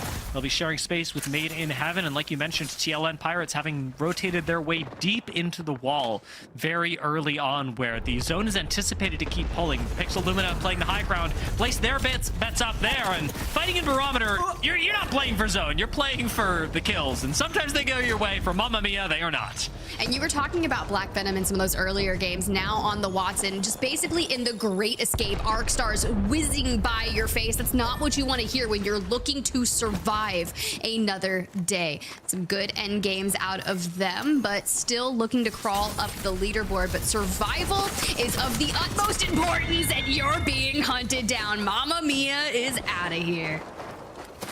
Nice elimination by 3 men, still managing to pick up early kills, as Ronin, actually the squad that picked up the first squad elimination, our Red Bull first strike belonging to them, and 3 men still left looking for the kills right behind them in Barometer. We'll see what they're able to grab as Ronin get the chance to take a reset and then look straight back at the squad that they now know is behind them, the squad that they can look to gatekeep from future rings. Ooh. And that's been what's really scary towards those like kind of mid to late game, is just making sure that you can even get into lobbies. Were dying out incredibly fast, but for now, going up towards the north, I'm hoping this shifts the pace just slightly as we look at some of our teams that have been held out a bit. Zone Intolerant, fresh off some care packages throughout, a couple rogue shots, but at least they're aware of it. Zone Intolerant really have been playing that way. They are not getting anywhere close to the ring if they can help it. Intolerant. But a fight, they certainly are close to. Shadows of 9 and Zone Intolerant sharing a bit of space around Cedo right now, which looks like a very promising place to fight should Shadows of 9 choose to do it. Again, we talk about gatekeeping the upper side of ring, and that becomes extremely possible if you are playing out of areas like Cascade Falls or Command Center, where fights are going to be anticipated. ZIPLINE MAFIA, though, not in the anticipated area of zone. Very, very, very far away from it. They really started heating up into the LAN, and they were playing with a sub then, so it's really cool to see them come back into Split 2 and see how that goes. I do think I have word that Jumba is standing by waiting to update us with what he's been keeping his eye on. I was coming in real quick to talk about Bandits from last game and their rotate. Their watch and play was absolutely crazy. I believe Henchman had 3 ult excels, which allowed him to keep getting his ult over and over again and get them from down beast, cross that water gap into the underground of the building, and get them third in that game. From landing down beast to get the pull like that, where they had to make that rotation and pull off a 3rd place, amazing stuff. So just wanted to throw that out there. Bandits are looking really good today, and my team to watch. Ooh.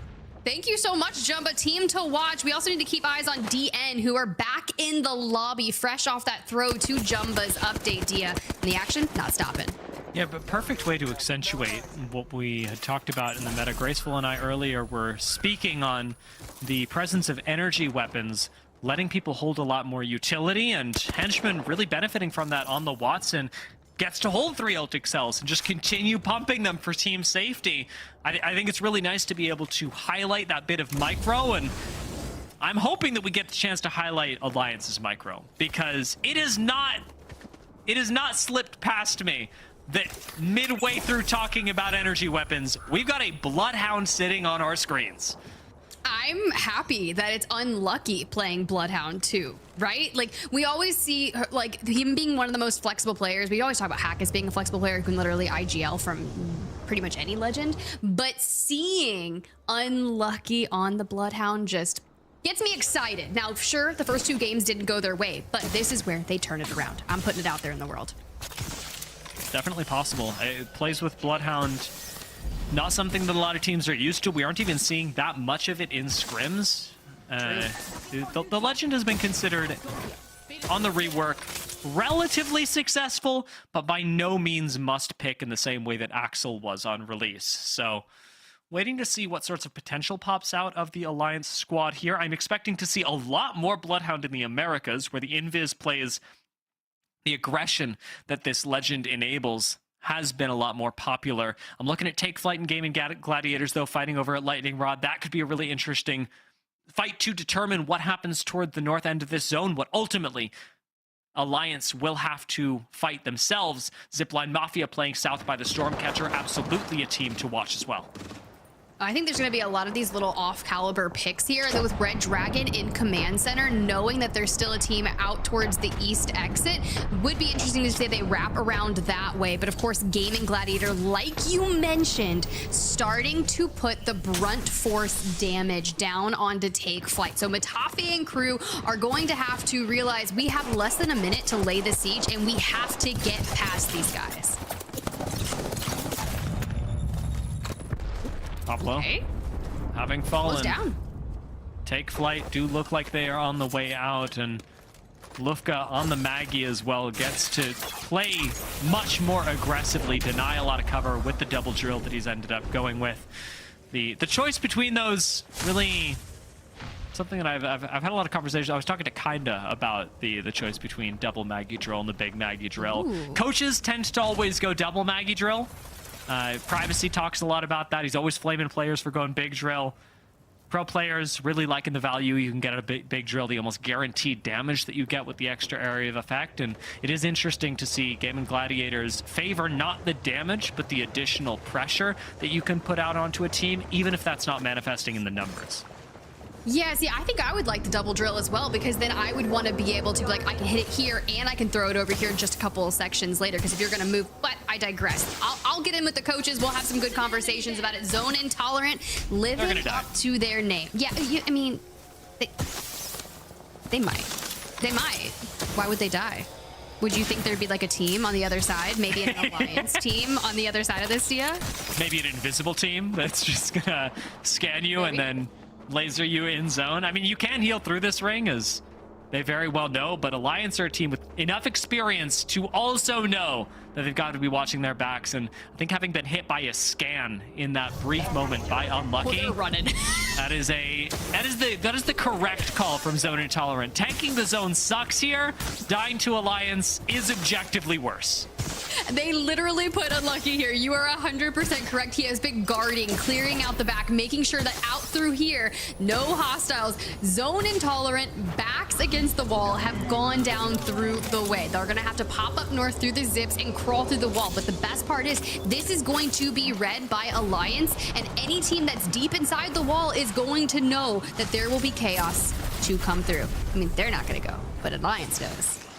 GaiminGladiators fight up against Pixel Lumina could be good.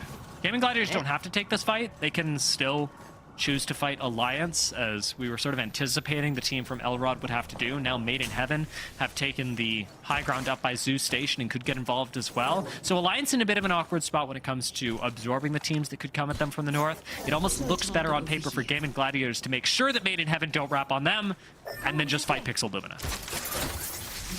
Wow, it's all about like kind of looking to see what you want. You've got the Jenny down already. Starting to take those angles. You hear the shots in the distance, so the comms are coming through of in which choke point they are navigated throughout. We pull up the map, you can see exactly where we were looking at. GaiminGladiators in the blue on the right-hand side of that kind of solid lined circle. Made in Heaven just north of them. Take Flyte with Matafe's team is back towards the right. ZIPLINE Mafia on the outskirts of Command Center. Ronin and Red Dragon kind of running each other down, Dia. I think ZIPLINE Mafia are actually ratting the high ground right now. They should be able to evac tower over this, but very funny play from ZIPLINE Mafia, who have been messing with teams' mentals since game one. We'll see what they're able to do in this third one, as Take Flyte not going to let the evac tower go off without a hitch. Both teams likely having a similar game plan. That might mean that neither of them actually get to pull it off. Meanwhile, Ronin fighting on the escape from Command Center, the one place that we said you do have the opportunity to play edge from, because if you are in Command Center on this zone, you're going to fight. No two ways about it.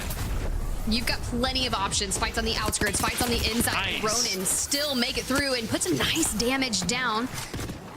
Immediately hitting the reload, and Jenny is down, so this is going to allow them to throw Arc Stars, keep Red Dragon on the move into everyone ahead of them.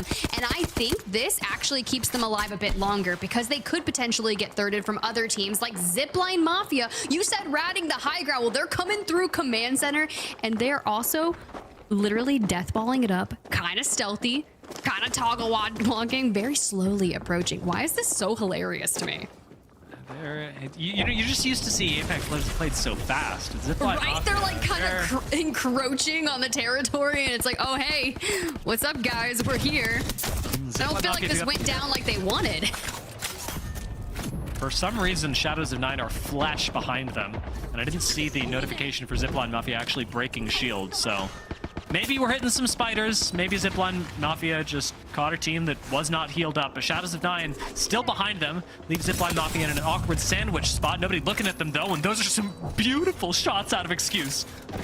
Yeah, we'll take it. You got another team out of the lobby, down to 17 squads, and we're gonna have an all-out brawl on the southwestern side where everyone wants to get north of the wall. For now, Red Dragon has been eliminated, not surviving the rotation, and ZIPLINE Mafia trying to get through, and instead, Excuse down, weak half health, and Alonzi ripped from behind.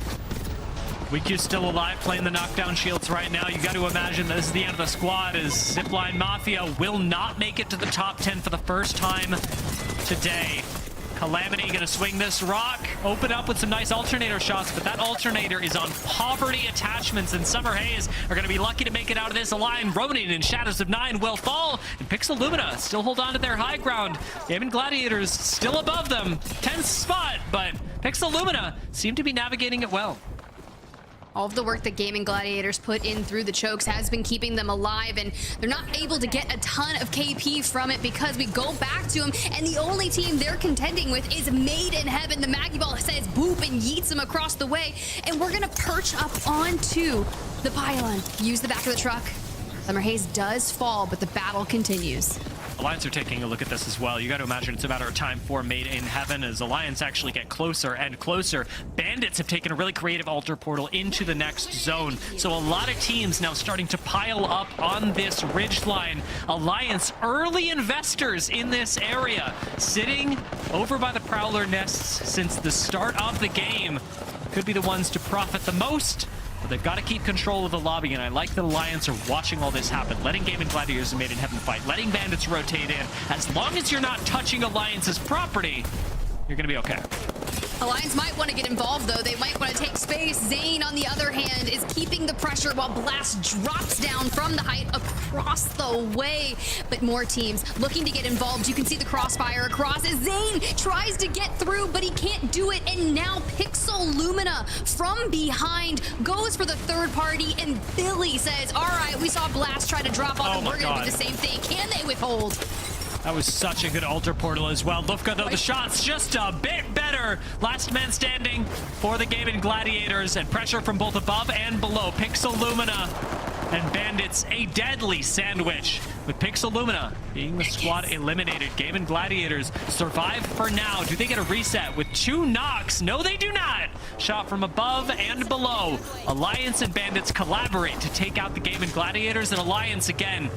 We have got to re-emphasize this magical position for them. It has been a terrible storm point so far, but they have made it to the top 6. Let's take a listen with Alliance, see what they are thinking as they approach what could be their best placement. Sitting up here. Yeah, just come. We need to back on. Okay, can you put TP down? I want to play here. Yeah, put TP here. Put TP. Okay. We need the space on high ground. Yes, okay. Don't fucking lose this. Okay, can you guys play 2-1? I'm holding bottom. You guys play 2-1 together on top. I'm trying to loot right now. Yeah, okay, you do it. It's you can, yeah, all the people me. Okay, it's top 4. It's calm up, yes, come okay. up. We need high ground. If you get to lose. One guy's up here, Carl. Yeah, I'm coming up. I'm coming up. It's 2 teams falling, 2 teams. One guy last, guys. Literally. Yeah, he's peeking. One guy peeking all the time. How split are they? One guy's all the way down. Bro, if he kills you in the game.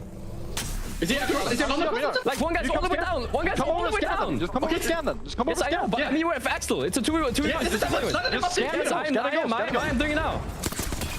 You can't take it. Go, send. Oh, yes. Thank you. Yep. Let me. I can't pick. Play stop. No, I can't. 170. What? I'm dead. Play me, Goose. Look it up. Heal me. Yep. Play me. 150, one backside. Just play off, card. On him. One left. Nice, play me. Play off. Pull. Hold on, turn.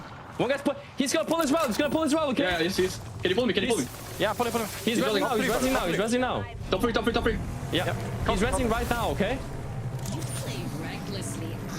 Unlucky gets caught out. Now he's in a death box. Aku is recoverable, though. Takes down 2 players on less than half flesh, and now is reset thanks to Hack is holding the high ground in a shrivel of rocks. A moment just to have a breather. But look at Henchmen. They're sending.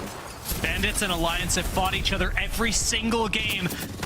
They have always died to each other, and right now Bandits look like they are coming out on top once again. Alliance invest early in this spot, but unable to defend it after an aggressive push against Bandits. It looks like Bandits really may be the team, just holding on to the title of best in EMEA. Hack is fighting desperately for that, but gets naded and exploded. Bandits in a 3v1, and likely to take this win.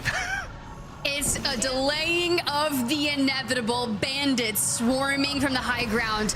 They're basically playing hide and seek, looking to find. The ball goes out, the climb up is here, and now we've got the onslaught continuing. Bandits from the bottom to the top, baby, with a nice win to round out Storm Point. That was a great way to play this for Bandits as well. You got to respect the fact that Alliance take the risk, but it is against their nemesis. In EMEA, an international competition, and now all the way back home, Bandits have brought the same level of play that they showed us in Paris to the online Pro League, and that should scare Alliance. And to be honest, it should scare their fans as well. I'm I'm definitely nervous, right? Because that was one of the biggest questions we had during the group stage. It was like, okay, well, Alliance didn't show out in group stages here at Split 1 playoffs. That means finals are going to be completely different. Didn't actually read that way, and that's okay, because now I think Split 2 is where we will see the real Alliance and that chemistry of that team come through. But Bandits, sure, map number 1 didn't go their way. They made it even further in match number 2 and net themselves the win in match number 3. Well done, boys. It came with 11 KP, so a 23-point game.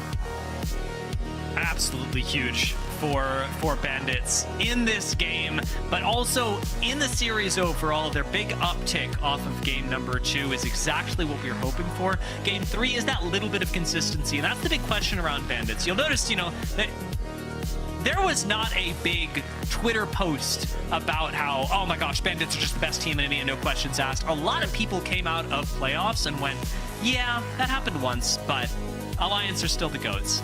And that's going to be the narrative. It's going to be what happens, but you look at Bandits, and it is going to be, yes, the playoffs may be their marker. If they're able to carry that through the Pro League season, if they're able to match, God forbid, better Alliance in the course of this split, there are still going to be a lot of people that say, yeah, that's temporary.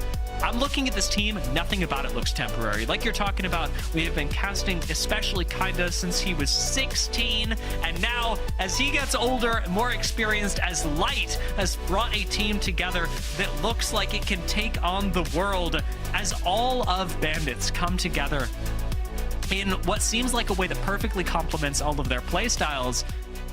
We've got to be recognizing that this doesn't look temporary. Kinda, Henchman, and Light may just be inheriting the title of best team in EMEA. I don't want to overreact. It's early in the season, but you saw that playoffs. You're seeing these results. Do we need a fight night? I'm not willing to, you know, fight across from that, because I'll argue with you all day. I think they're looking phenomenal, and you're right. Kinda played back on element 6 in EMEA, what was like years ago, splits ago, and now it's an absolute journey that has paid off. But guys, we're gonna cut to a quick break. On the other side, we got a lot to talk about.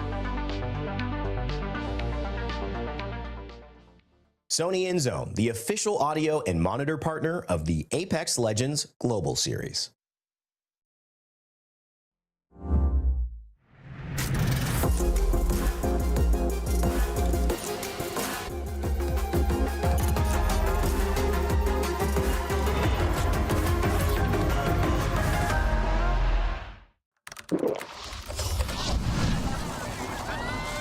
Red Bull gives you wings.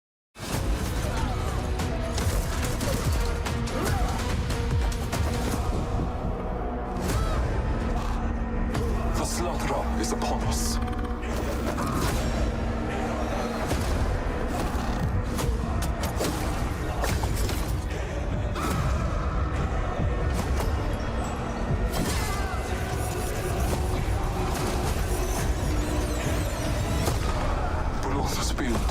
And so it begins. War mode. First off, I'm here. Second off, everybody shut up. 3 things to make clear. Y'all forgot what's up. The gun is the tool. I'm on 5, I'm on top 5. Ain't no 6, man, we all right. I roll a 7 with 2 guys. 8 this means it's 2 sides. The hunter is the weapon.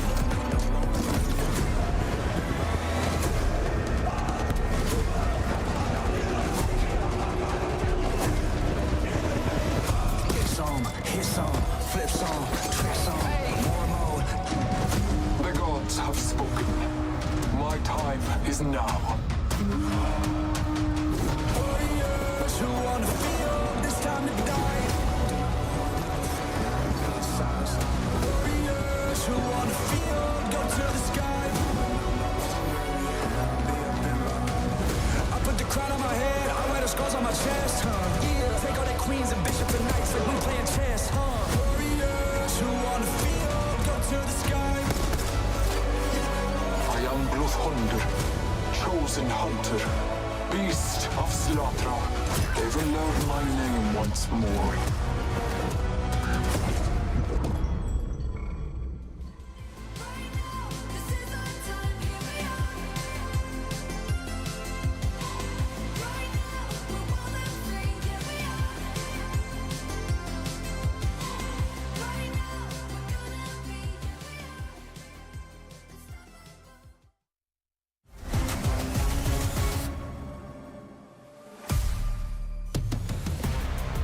And it's halftime here at ALGS, so we had to bring everyone back. I'm excited to see all your faces, especially Graceful's beautiful face. I didn't say it, Dia did, but also, no, I think you're gorgeous. It's fine. Welcome back, guys. How are you feeling, Graceful, after having to watch that game? I mean, I'm so happy to see some teams wake up. You know, people were saying what happened to Alliance. At least they're in endgame. They weren't able to close it out, and I was a little bit frustrated in regards of the comms we actually had to that listening as well. We're like, are we not listening to the calls? He's saying, come here right now, and I ain't see nobody rotate fast. You know, people have a lot of input on things, but we've seen it across several rosters right now. Some teams are struggling a little bit. Yeah, those rotations have been crazy. And I know, Jumbo, you were specifically talking about Bandits rotations, right? They've been quick. You kind of jumped in. We're talking about how they've been getting out of Down Beast and what they've been doing to get there. Yeah, it's just, you know what? They're not first to zone every single time through these first 3 games. I guess Down Beast, it pulled literally to their POI, so they were there. However, their ability to find zone has been, positions in zone has been amazing. What I really want to talk about, though, here was Teal and Pirate. Oh, sorry, we got Bandits on screen, actually. So, yeah, so it's just been their... after. Yeah, they've just, their Bandits' position that they've been able to find in zone has been absolutely amazing and world class. But yeah, Hyarka here with the tweet, Teal and Pilots. I wanted to highlight this team because of the big roster change. It's Hyarka and Zidane who won a LAN together, coming back together, and I feel like we haven't addressed that yet. They're not doing too great today, and even at the LANs, like, you know, we saw the implosion of Aurora a bit from first in Pro League to not even making finals. Teal and Pirates, I think, came third last, but, you know, there was a lot going on at that LAN for both these teams that I think was a little complicated. Now when you have Hyarka coming back into IGL, Zidane coming back into a role that fits, he may have lost EMEA's killed the last split, but it's going to be a better split for them now that they have some familiarity and more time to play with a solid roster throughout the whole thing. Interesting. I mean, that's a pretty unique choice to talk about that. Dia, how we feel? How we feel about that TLN Pirates vibe? I was thinking about this a little bit before, because I had talked to Hyarka. I'm really curious what this looks like in EMEA when we've got Hyarka who moves on from the Aurora roster, as he says in his own words, because they have a different game plan. The Aurora roster seems like they want to go in a different direction. Hyarka is extremely hands-on as an IGL. He is the person who everything comes down to, and he wants basically the buck to start and end with him. If somebody else makes a mistake, if somebody else is doing something that he did not explicitly tell them to do, he doesn't feel like he can improve, because it's all about him basically playing through and using his other players as arms. Zidane clearly used that. I hope that Kainer can adjust to that style, but I'm really curious how that works on the global stage, because clearly it caused issues with the Aurora roster, and I'm not sure, is that a personality thing, or is that a Hyarka's style doesn't work on LAN and his teammates are recognizing that? It's not a question we can answer here. That's true. And now I'm also kind of curious in how Zidane and Kainer roll with that. But of course, we'll always have to chat more about this and keep our eyes as we navigate through the maps. Let's go ahead. Let's grab that map rotation up by Jumba. Thank you so much for joining us super quick. But we have more games to talk about. Dia, Graceful. I know we got E-District up next. Yes, we do. Grace, talk to me about TLN, because I got to say my thing, but I know that you have your thing to say, because we do have reads on the situation. We've talked about it a lot. Yeah, I mean, it's definitely a hard topic to approach, because, like, at the end of the day, what people end up seeing is just the results of, let's just say, a match day, or whether it be a tournament, match day, or LAN, right? But there's always a lot of things going on in the background that you tend to not really notice. And one of those things, as you said as well, might be just playstyle like mismatches, whether that be personality crashes, whether that be could be several type of things. But one thing we have seen so far today is, so a couple of these teams are struggling to adapt. Those teams that people have high expectations of, but the teams that when you have too many teams that are on the same type of things, there's only so many teams that can succeed. So before I kind of toss it up to, that's just like a misusage or maybe missability in terms of like IJling, the IJling went bad or the macro went bad. I think I'll have to hold my breath a little bit longer before I tend to decide exactly what's wrong with the issues so far that we have seen. Yeah, as we said, it's not really something that we can decide here, and it's going to be something that you'll have to track over multiple iterations of the roster, of the evolution of a player. When it is somebody who is so hands-on like Hyarka, you also have to be looking at their teammates and wondering whether they're the right fit together, whether they have the same read on the game as so clearly Aurora did not. And you had mentioned that this is also something cultural that we see in EMEA, where quite often Eastern European players will have difficulty adapting to other visions of the game, especially more conservative ones that involve less fighting, more playing for zone. I think that's definitely a highlight we'll take up tomorrow as well, when we get to see a little bit more action from it. Like Aurora as an example in that case, when Eastern European players tend to have very aggressive tendencies, very strong, heavily dependent on mechanics and fighting prowess, and where we see other teams in Europe, you know, in America we have states, in Europe we have countries, and culturally states isn't that very culturally different comparatively to, you know, in Europe, where you have a different country and everything could be vastly different. And I think we actually see that end up in playstyles as well. And as you said as well, I do think that it's taken its toll, and some of it might be more applicable on LAN or internationally, while others might be more of a regional, you know, experience based. And it absolutely can be a contributing factor to the questions that we're seeing raised around EMEA's performance at LAN. The diversity of not just cultures, but languages that we have in this region. I mean, APAC South certainly has a lot of diversity in cultures and languages, and yet we see a lot of those players stick together. We see Thai players play with Thai players. We see Australian players play with Australian players, Chinese players play with Chinese players, whatever it may be. And in EMEA, we mix and match so often to try and match ideas of the game from cultures and languages that are very different. And I do wonder how much that slows the opportunity for progress in EMEA, because you have to work so much harder on getting everyone on the same page. I'm not sure. It's a theory, something to think about, and something to continue exploring as we see whether this trend that we've identified over the last few LANs for EMEA, the fact that they do seem to be getting weaker as a region, whether that is an actual trend, whether it's indicative of something larger, or if it's just a blip on the radar.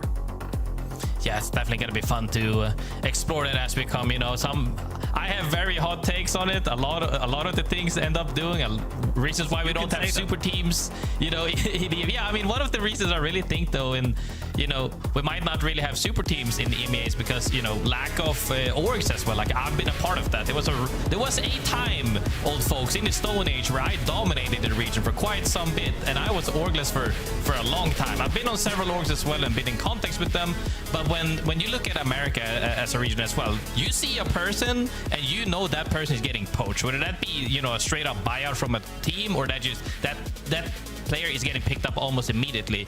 We saw the opposite side of things actually here in EMEA. We talked a little bit about Suni, one of the players a lot of people had expectations for, even saw some scrimmage in America's region, ended up like he was LFT for quite some bit, tried with a lot of times and locked in the roster. I can't remember if somebody said the last day of the deadline, or if like very late into the deadline essentially, where he got like, that's when he decided on the roster. We very clearly don't see that as much in other regions, because they are very hands-on on approaching strong individuals, so to say. Could that be because of lack of funding or other reasons? I'm not too sure, but I think there's plenty of factors that could decide this for sure. But now let's hop on for sure into E-District, one of my favorite maps of all time, one very beautiful, aesthetically pleasing, also one of the most stable maps across the board in this game, to where teams get to play their games regardless of which zone it is. There's so many entrances, there's so many chokes. But one thing I would like to point out still, Dia, and one of the reasons why I think this is so chaotic, Alter is still in the game, and teams are not prepared for when they get 4th, 5th, 6th partied. And we've seen it time and time again. These teams that are supposed to be dominating this lobby, although some are, but a lot of these teams that people think are strong are getting absolutely mopped. Yeah, I mean, when Alter is around, your options explode on E-District. You have so much more to work with. And this is the last game that's even true. I'm surprised that Alter surprised until E-District, but given the Wattson priority around the world, sure, we'll allow it. Caustic increasing in pick rate, something that we'll keep our eyes on. But this is the last match that Alter will be available. She was the most picked legend in this game. And running it, Shadows of Nine, their IGL, Myosin, gonna be on the Alter. Leading from the front, as always, I want to take a look at what this new Team 2 Pro League is coming like on their first day back.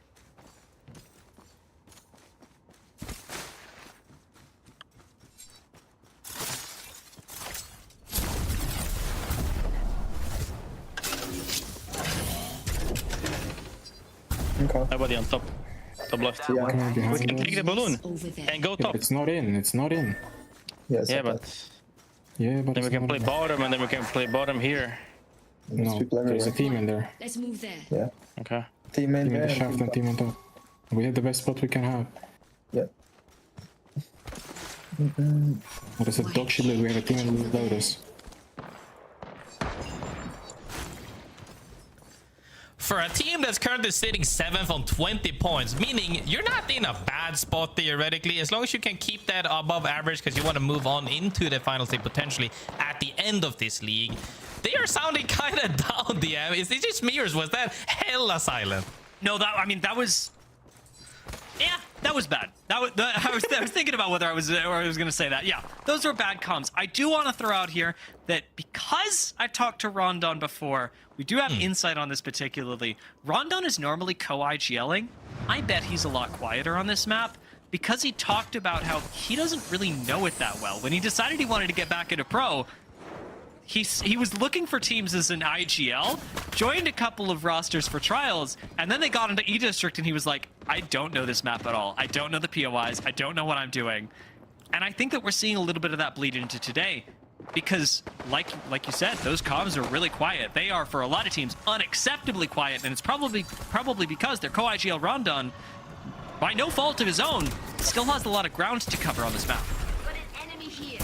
Definitely feeling that confidence needed right there at that point. But as you said as well, as time goes on, potentially as you know, as the league goes on, he should be able to adapt to the map. But one thing I will say for sure, we don't typically have this pace of how fast the league is played out there. 3 days back to back to back. I remember when you had just 1 a day, and if you were unlucky, if you had a bad week and you had 2 on the same weekend, now it's 3.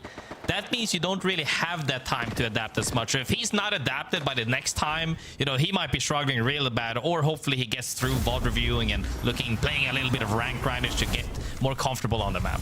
Yeah, and I will say, you know, I'm making it sound like Rondon doesn't study. The man studies. The man also has a job, as we were talking about. You know, the org just came in recently. Before this, they were playing his game of drones, and so a little bit more time to be able to dedicate to the game, especially now that he's in Pro League. I think that the skill will quickly accelerate for this squad, especially with the org support that they're now receiving. But it is start of season growing pains, and I am hoping, just as you are, the best for not just Shadows of 9, but all of the teams that have been able to join us in the Pro League this split, because it is, even if you're not learning a whole new map, which is a whole thing in and of itself, it is a huge learning curve. It is a big step up in, as we said earlier, the ogre, the onion of Apex Legends. Yeah, most definitely. The game is just getting more and more complicated. Well, easier in some aspect, more complicated in others. Now we're seeing, though, however, the end looking to take fights as they're getting hit by Skynades left and right, and Uxaco gets huge on Winkler. That was a moment where Winkler goes, well, I didn't really get to shoot at anybody because the utility was just there. And DN, unfortunately, on white shields, don't have a whole lot that they can do about it. Zone Intolerant get to run at this team, and there's not much that DN can actually manufacture in the form of a defense. The caustic gas doing some work right now, but Winkler still needing to be picked back up, and it looks like that becomes possible, especially around the beacon. They could get Winkler in here, but a death box recovery is what they're going to go for right now. I'm worried about it, though. Definitely, both teams tend to reset properly and see if they can happen. But now Bandits, one of the teams that we're talking about, is showing up as well with Skynades. Not only Skynades, triple purple armor, looking to take this fight. I'm not too sure they're gonna find anything, but I'm sure that they won't at least stop trying for it. Yeah, Galleria, very scary to fight in. A lot of teams can rotate through here at this point in the game. It is technically in zone, but away from where a lot of people think it's going to be pulling, so not crowded enough to mean that nobody's able to third party. Bandits play things carefully, and kinda on the Sparrow in this game. The integral to the team, I can hope. We don't see a lot of Sparrow play around the entire world. Is he one of 1 Sparrows in this game right now? Dude, the only thing I can't stop thinking about is the drawing you made of me with the P20s in hand, and you're talking about the Nemi. We're seeing Nemi P20 everywhere, and we talked about Sparrow at some point when we played rank last time, and he's just unfolding right in front of our eyes. Indeed, I think Sparrow has to, like, I'm a real Sparrow enthusiast as well. I play him a lot in ranked, and it's just, his movement is just so fun. The only thing is, you can't really wall bounce on him. He has the same passive issue as Rev does, but hoping to see some cool plays out of him for sure. But kinda silent right now in the lobby. The zone went exactly where all the teams predicted. So many teams are there. We barely have any edge teams at all, as Made in Heaven is right now pulling nags to get the reason. Wrench is picking up a full kill onto Hackis, so blood definitely being drawn even in a lobby this safe, with Alter still available with plenty of cover given by the inherent E-District layout. The fight between Alliance and Red Dragon concludes in the favor of Alliance, as the Zipline Mafia slide in to hopefully finish off one of their own. Yan's going to be on the high ground. WeQ taking a bunch of damage, but it's Excuse that actually slides down to cover Elonzi on his way out. Always has the ability to pull back WeQ if needed. Definitely, they just ran it at them, and WeQ's taking a ton of damage. Might not be shying away from a fight, but fighting straight into absolute high ground is risky nonetheless. Excuse right now to see if he can actually push Jans off that rooftop, and it comes out kind of even actually, as Excuse also trades with Jans. Should be able to be pulled back, but taking the 1v1s and not holding hands, as you like to say, does cost quite a bit of time and maybe their lives. Cinetic low and taken down. Alonzi still up after anchoring for the squad for this long. Needs to recover his teammates, but still needs to chew through that last member, and Alonzi too low. Hey, he's got a med. He's healing right now, getting that range off before he opts for that medkit. This zone isn't scary just yet. Goes for double range before getting that proper reset, as Nags is trying to see if he can get Cinetic up with this tick right now. It's gonna be barely on the cusp. I don't think he's one more tick and he gets it. That was a little bit too close for comfort, as Cinetic right now is trying to reset properly. It comes out pretty evenly, I would say, though. They definitely did not go without a fight. Zipline Mafia are going to get everybody back into the game as well, or at least start that process. Excuse syringing just in time, but this fight still ongoing, and now you're fighting not just another squad, but the ring as well. Made in Heaven and Zipline Mafia, a lot to contend with. Is back in the zone. It's the GaiminGladiators, the Bandits, and the TLN Pirates in a three-way fight for domination around this wall. Fights coming out right there in the southeast, southern side of the map right now, with Bandits right there and Pirates right next door. Mind you, Alter still in the game. This gap can get closed almost immediately, as everybody has Alter TPs out, as well as being able to face through the wall as they're getting looted up. All of these teams on edge right now, we saw not nearly as many as the first previous matches, but they're all hella stacked. Let's hope we got those ultic cells. Oh wait, no Watson for Bandits. Too bad. Their journey into the zone gonna be fraught and likely to be marked by a Sparrow ult that will either save their game or doom it, because Galleria is something they're gonna have to fight their way into. Spots, of course, for teams to coexist, but as the zone continues to pull north, only one team can leave Galleria alive. This is, we say only one team, but we also have two teams deep into the zone that who knows where they're gonna pop up, when they're gonna pop up. But during a fight, most likely. As speaking of fights right now, huge fight comes out right here. Sombare from Pixel is looking to see if he can close out this. Rondon at the top, looking to hover his teammates. Not really enough just yet. I believe we saw a fuse Q right there. Looking to see if he can secure some space, but it's gonna be tough. Shadows of Nine, unfortunately, not winning this fight by a pretty wide margin. Made in Heaven will finally go down to the Zipline Mafia, so that long fight concludes as Pixel Lumina don't quite eliminate Shadows of Nine, but are fishing for it. Chasing is Billy, who on this Maggie can play quite aggressively and does own basically this entire side of the map. Rondon, 1 HP, will go down. Shadows of Nine bite the dust in 14th place. And Pixel Lumina get the chance to group up, being the only squad, really, on the western side of this zone. They and Mamma Mia sharing this space. But even then, we've gotten down to 13 squads so quickly that neither squad is really under a lot of pressure. It has been a very fast game of E-District. It has indeed, as 4 teams are still in Galleria. However, looking to see is who's going to start a fight first, who's going to stay as proactive. I'm betting on Bandits looking to clear a fight real quick, but on the flip side of things, Pixel managed to get the ball rolling, get a couple of points in there. But one team that has the most points in the lobby is Bandits. Triple purple looking to get more fights in as Light is trying to light someone up. Chaco getting out to what looks like a Void Nexus as Bacalhau go down. The Bandits still swinging with the P20s. Ju managed to pick up at least the 1 kill on Zone Intolerant. That is a full thirst that went their way. But the TLN Pirates have arrived once again. Bandits and TLN Pirates sort of holding hands through this game, clearing out squads together, if begrudgingly. They will eventually have to fight each other as, like we said, only one squad is realistically leaving Galleria alive. There is one choke that you can get out of this POI through. And everybody is going to be eagerly awaiting the exits from that choke. You say choke, but don't forget, Alter's still in this game, available to make it past that by other means necessary. So we'll have to see if they actually end up fighting for the same side, or if some people are gonna rotate, perhaps on the western choke instead, potentially fighting Pixel Lumina. But we'll have to see if they can hold out their backs and make their way into the zone with only 12 teams alive right now. A lot of spots in the zone. People don't assume that it's free. It's super free. There's like 7 spots open in the zone where teams can play, and everybody's about to fight right now. And speaking of fighting right now, I want to hear what Bandits has to say, so let's have a listen in with Bandits. Drilling it, burning him. Okay. 50. You got it on. Yes. No. Yeah, don't worry. We need to evac, double evac.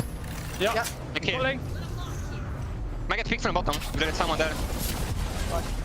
Pick front one. Yeah. Very good, I think. Yeah. Pick you, it's fine.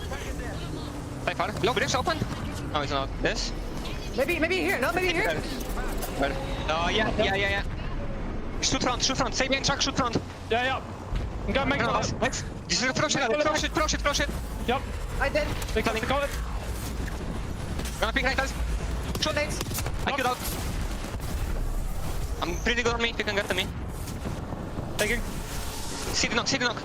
I'm gonna kill again. You might be able to reset. I'm looking for it. Look for it. Look for the fight. They all need it.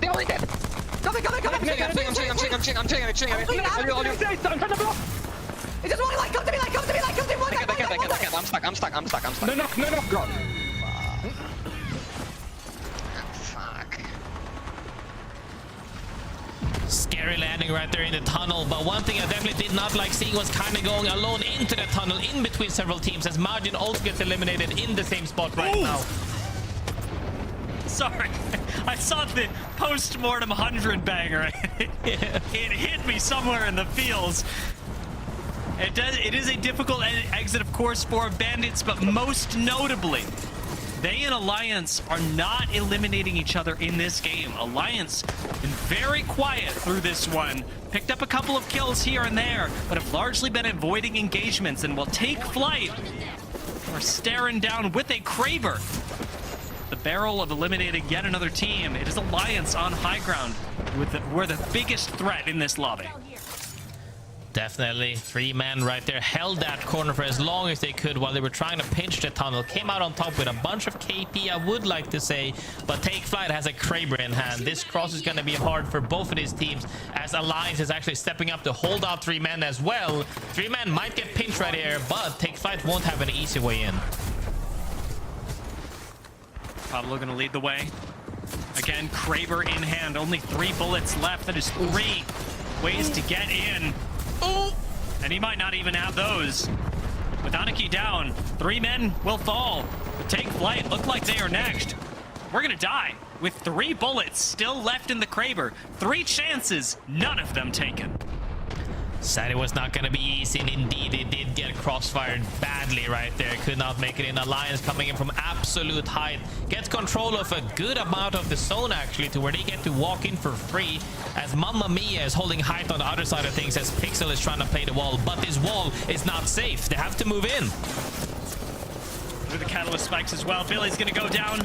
Looks like Mamma Mia will be picking up Another couple of kills. Pixel Lumina explode, and Alliance have finally jumped off the high ground. While Mamma Mia take their fight with Ronin. Alliance are coming into third party, and nobody's even aware of it right now. Catch finally spots at least the single bit of interference, but Alliance bide their time and through the invisibility are gonna go for the third party. Bloodhound is back, baby, and Bloodhound peeking with Unlucky over the top of this wall should be winning their first game of the Apex Legends Global Series in year 6. Bloodhound finally gets some play right there. Even though the Invis didn't open up the fight right there, they were trying to get something happening. You did say they played a little bit passively before. I think they had 8 kills before going into that final fight right there. Yep. But Alliance, the form and the shape we're used to seeing them compete at, is finally back right now. While although the first couple of games were shaky, they managed to make this game count, and that's the most important, because at the end of the day, it's a league. It's not just one day, it's the whole league. So you got to make sure that you're staying consistently. And even if you have a subpar day, if you can just get that average up a little bit, the rest of the season should be looking fine for them. Yeah, I mean, I've seen Hakus play this zone quite a bit before, and he just really loves to sit up on the high ground. So when I say passively, I don't mean that they're not interacting with other squads, but more that they're playing kind of like Infinite were in the first game. That Alliance are playing to look for kills, but they're playing from this spot in zone that they know is their home base, and that, especially in a game like this where that spot is on high ground, nets them a 23-point finish. We saw Bandits in a single game jump up 15 places. How far have Alliance gone in a single game? One thing I said before as well is Alter is finally banned now, so the matches should stabilize realistically, and they jump up 7 spots right there. Alliance on second place right now. We didn't even have to talk about an average. They're currently sitting at the top, not comfortably, but very, very happy to see that happen, and I'm sure every fan is at home as well. With Alter banned out now, however, teams that are used to just having isolated 3v3s should be looking to get stronger throughout the rest of the series. Yeah, Alliance making a big comeback here is scary as well, because it's our first game on E-District. And if E-District is in fact Alliance's better map, we know it was their first pick. Will they be able to keep this momentum going? Will they dethrone Bandits? For more on that, and likely much more things that I didn't see, let's hear from Tiff and Jumba. Hey, thank you guys. Honestly, with 2 maps to go, who knows what's going to happen? We've got an Alliance, we got a Bandits brawl, and we got Jumba back to talk all things. I know we were looking specifically at ZIPLINE MAFIA. Sure, they're game 4, not their best, but they've been incredibly aggressive, and I think it's been fun to talk about.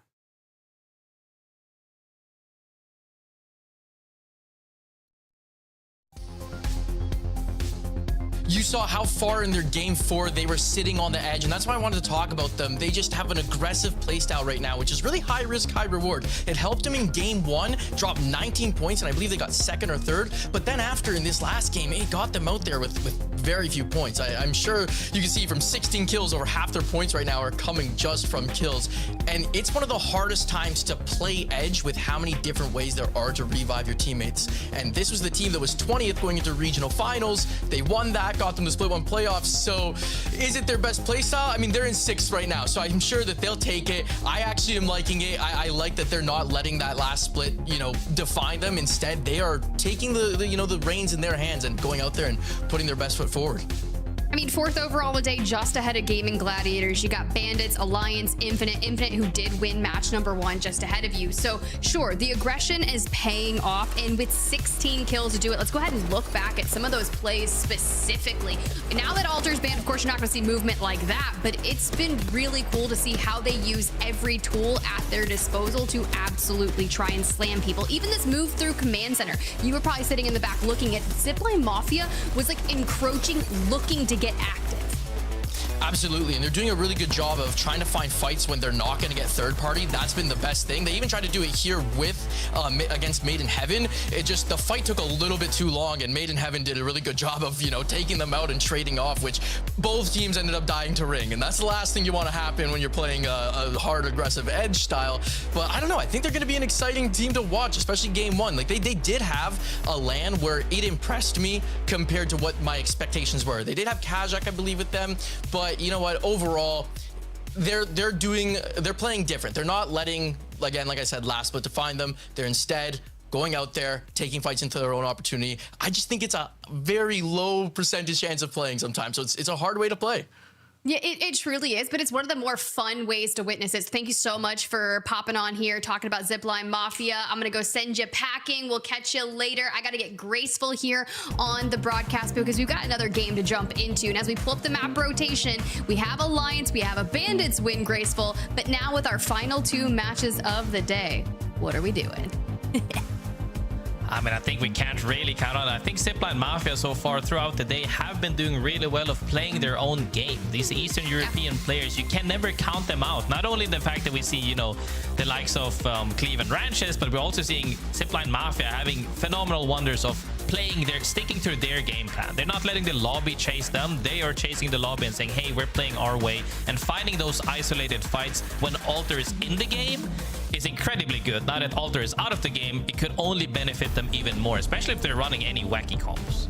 Yeah, and I really love that you brought up Cleve and Ranches from Red Dragon that do typically, I mean, they are the pioneers of the wacky comps, right? Think historical Aurora just absolutely running it down before it turned into the Aurora that it is now. Regardless, keep tabs on it. Red Dragon are starting from Resort. They're currently in 19th place overall. But honestly, Grace, with the way the points are aligned, if you get yourself a map win and then have like another decent game, you could be in the top 5 with ease. I mean, yeah, we saw a team hop by 12, a team hop by 7. At this point, anything could happen because it's still kind of even. There's no real teams that have soaked up every point. So at that point, like, you're just gonna jump regardless. Like, I don't even think you need to win to make that leap. We saw some teams really slay out, and if they can replicate that by any means necessary, they should be jumping up to the average. And at the end of the day, it is several days you gotta play. Having an average or maybe even a little subpar day is fine, but once you get into that 2-3 threshold, then that's when it really starts getting heated. Well, as a former pro player, before we jump into game number 5, I'm actually really curious on your thoughts on how you think this really quick split 2 is going to play off. Playing Friday, Saturday, Sunday, playing 2 times in a weekend instead of maybe doing once and then playing again in a week. Yeah, honestly, this is one of my biggest qualms about the league setup, because it's not consistent. If it was consistently one thing all the time, I think people could kind of prepare for it, but because you never know if you're playing one day, if you're playing 2 days, and at this point 3 days, the adaptation is so vastly different from each team as well. Some teams might need that rest of the week, especially like you don't actually have scrims in between the days. Now you're playing back to back to back to back. Like, you don't have as much time to adapt at the same way as we have had in the past when I used to compete, where like maybe you only played one day, you had a full day or a full week of scrims, so you could adapt to that point. Or now maybe you play 2 days, you could still adapt to some point, but now 3 match days. And if you saw those comps as well from Ronin earlier, where like they're kind of quiet, if they can't, you know, flip that around and get morale boosted on the team, it's gonna look really rough, because at the end of the day, this is not a sprint, it is a marathon, but that it is closing in really quickly when you're playing this much back to back. Does it feel like a half marathon then, I would say? It's like going the long distance. It's like, you know, half the distance in 3 weeks, and then next thing you know, you got split 2 playoffs, and then the real journey, that Sapporo ALGS champs. But guys, E-District has always been one of my most favorite matches to watch. You get all the end game action. We're looking at Aku. That's some match 4 stats, 7 kills out of the double digits we saw from Alliance, and after they put that win on the board, I'm real curious if that just struck their momentum for E-District. Most definitely in E-District. Such a beautiful map, by the way, Tiff. I was not a fan of it when it came out. We're just gassing it up now. Yeah, but anyway, this might be the old man in me, but the lighting, dude, I can't believe I'm saying I'm complaining about lighting, but the lighting when the map came out was so dark and gloomy, and I got depressed, man. Espresso depresso playing this map, and now it is absolutely beautiful and stunning. Makes me so happy. It reminds me of Olympus lighting revamp as well, and as the developers are working hard on that to make the map look aesthetically pleasing, these pro players are making this match look aesthetically pleasing as well. Ooh, well, let's start with Alliance and their aesthetically pleasing starting point here at Boardwalk. You do have Red Dragon up north above them at Resort. Now, this is really typical for Alliance. You think about how they played through the group stages and the finals. This was one of the homes they liked to go in E-District, so keeping that relatively consistent. You heard Dia talk about it. Alliance picked their E-District POI first. They went pretty quick on that. But of course, if second place, we're looking for an overall on the day. TLN Pirates quick to that next circle, fresh off a redeploy from Shipyard Arcade. ZIPLINE MAFIA is going to be pretty prevalent with DNN coming as well. Made in Heaven picks a Lumina, Shadows of 9, and Take Flight and Ronin in hot pursuit. Graceful, this one's going to be fun. One thing I will say though, GaiminGladiators on the southern side of things, this zone is actually really close to them as well, and they're currently sitting 5th. Incredibly quiet throughout the whole day, but still always consistently there. They're a team you really can't forget that they're lurking, and if you get caught lacking, they're gonna grab your feet and pull you down straight away. Bro, that sounds like some chaos in the water, and that is why we stay out of water. If there's one thing here in the southeastern United States, if you put your hand in water and it comes out wet, there is a gator, or in this concept, GaiminGladiators, okay? And they definitely do that. I mean, you're in Switzerland, bro, right? Like, or Sweden, my bad, Sweden, and it's real peaceful over there. We got chaos down here in the south. Yeah, that sounds absolutely horrifying. That's not at all what I'm used to. But these lobbies are things I am used to. So hopefully as we see some of these teams get cozied up right now, we're starting to see a little bit more of ramp. Brave always something that makes me happy, but a lot of Maggie. So even though you might be cozy with those ramp walls, even in buildings, Maggie really takes that from 0 to 100 real quick with those drills. Yeah, definitely. I think it's going to be really cool to see what 3 men can do here. We got to kind of turn some things around inside the top 10, but more points are always needed. And with Zuni lurking across, Prowler in hand, behind the amped covers we go. Doesn't seem like the full out fight is going to break out just yet, but they're just looking to make it happen. Calamity Zuni and Taxiton looking to see if they can pull this back after having kind of a slow start for the day. But one of the teams that I think people might have counted on is Mamma Mia, a team that actually got into several fights but came out on top, sitting currently on 27 points overall. Is doing solid, honestly. And when I like to say about averages, because at this point, you know, it's not the same as when we had at the EWC at 26, where you're actually playing for stakes already in the group stages. At this point, you're trying to make it to finals, right? So making sure you stay consistent across across all of the days, getting those points, every single points matter. Playing for placement, getting that KP added. This is a great start for them. Well, especially with not that many LAN qualification spots, right? So, like, you're really fighting for minimal numbers. Jumbo was outlining that they have the least amount out of any region. So, knowing that EMEA has to really challenge themselves and step up and be more than just the Bandits, be more than just the Alliances. And this is the best place to start. So, for Pixel Lumina in 13th place with 17 points on the day, they're in the same regard of what I was talking about with Red Dragon. Just a solid game, and it's turned around, and they're inside the top 5 too.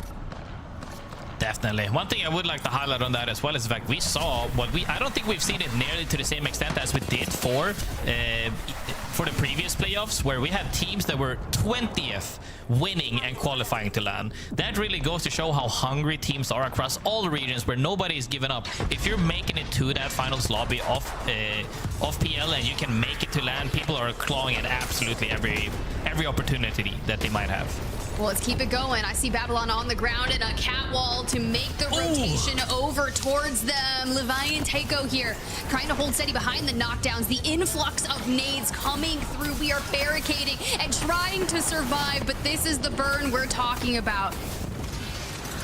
I was talking about that maggot drill gonna make it very uncomfortable for them, as 3 men is in that building right now, getting absolutely bombarded, not from their front but from the side, as Winkler is looking to close this out. Well, let me say, bring out the Sheila. It doesn't quite connect because they run out the doorway. So for now, the amped covers to go on the reset. We'll have to see if we can get Babylon's up. A respawn beacon is nearby. Elsewhere, Shadows of 9 is going to be eliminated. Not going to see them there in the in-game. But for now, 3 men down to 2. Are we alive? It's still happening. Are we alive? We're holding steady. Winkler, on the other hand, how many more nades you got, my guy? This is terrifying. You have to move safe spots all the time. Once drills are up, they're also swinging at the same time, seeing their HP. That health bar added to the game is making these teams very comfortable, and 3man gets absolutely eliminated now by Hamish with that frag as you're walking in. DN taking that win in terms of KP as well, but also space. If they can control all of this, they're gonna deny so many teams from walking in, as well as the fact that now that Alter is out, they're gonna have to fight for it. They really are. For Take Flight, though, a nice little care package on their way to see if we can get Anarchy crafted and back into the game. For now, though, a moment of reprieve as we hit the negative rotate.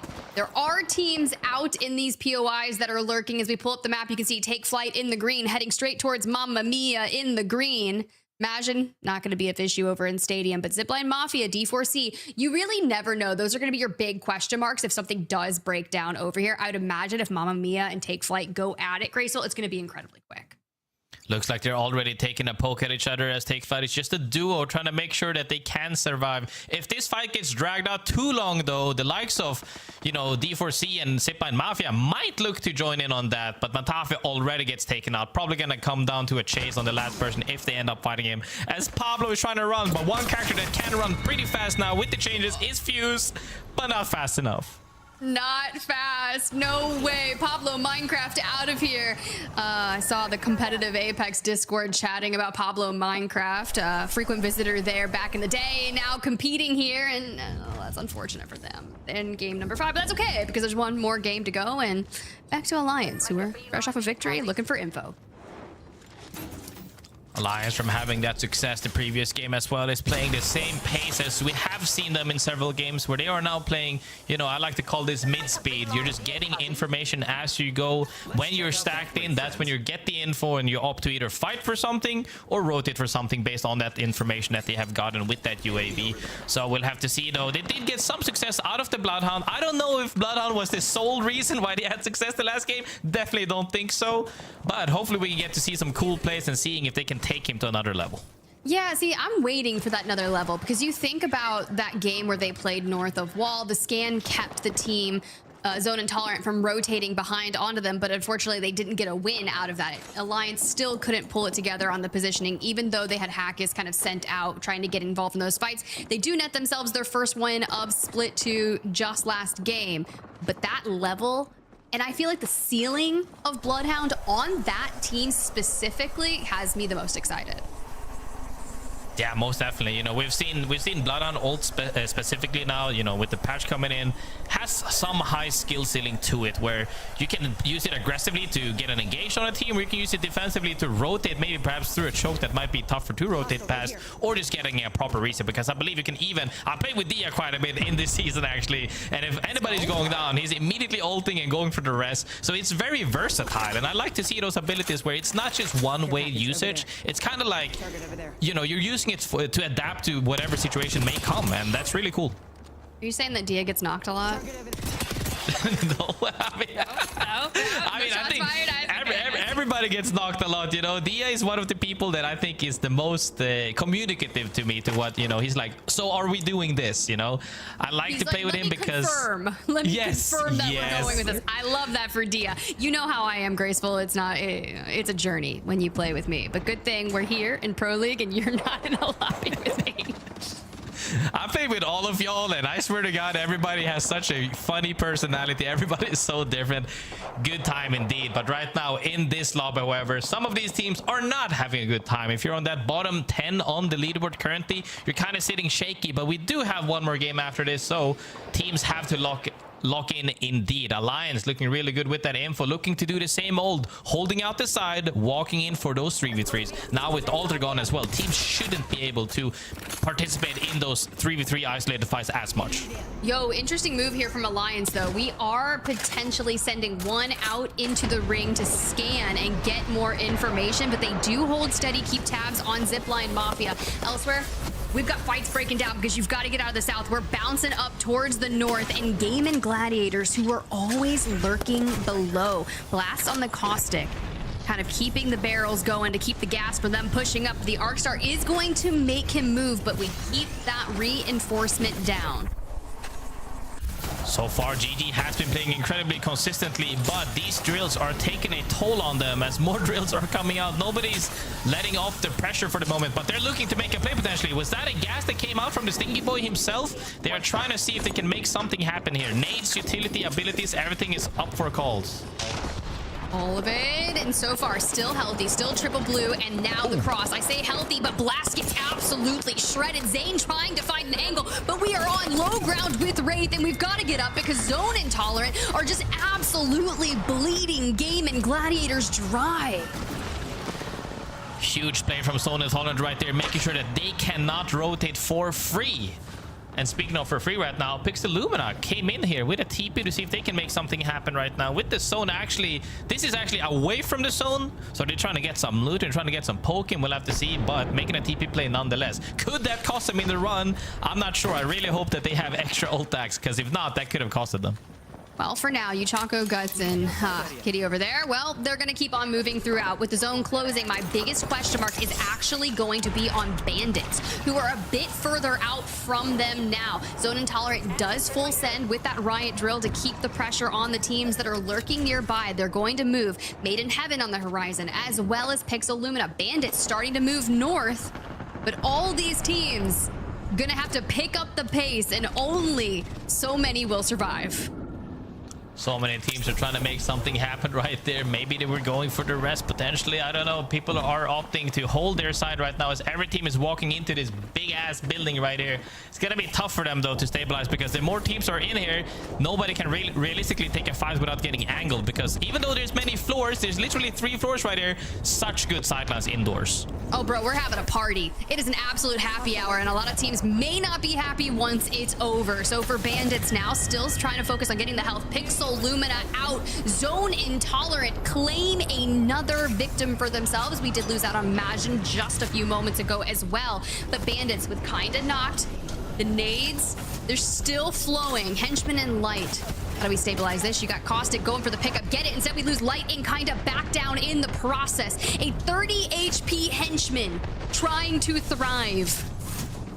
It's gonna be hard to survive this for sure though, as Made in Heaven also got that rest that they really wanted. Now that they're back in action, it does look, however, like they're gonna get the reset on the bottom. Henchman gets kind of up for the moment now, looking to rest Light. They actually opted off for that, but a TP comes out. MG Clutch looking for something. MG Clutch says, nah, we're not letting you out of here alive. But here come the nades from Bandits. We just have not been able to hit the shield bats. Kinda and Light both simultaneously trying to get them. The Maggie ball going crazy, looking like a pinball machine over there. And now Light on the move, already trying to reposition.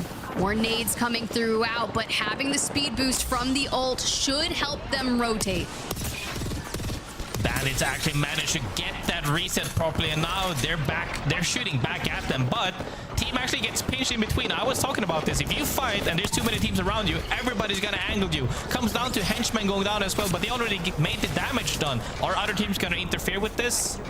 We'll see. We'll see. Light's going to have to guide the way for the reset yet again. This time it's going to be Henchman. The Caustic is down. We're not going to have barrels. We're just going to have movement and chaos. Riot Drills will definitely help here, but with the multiple downs on the other side, the Arc Star for the full Yuchako. He's going to get out of there. Look at him on the other side, and there goes the knock from a distance. Zone Intolerant eliminated as well.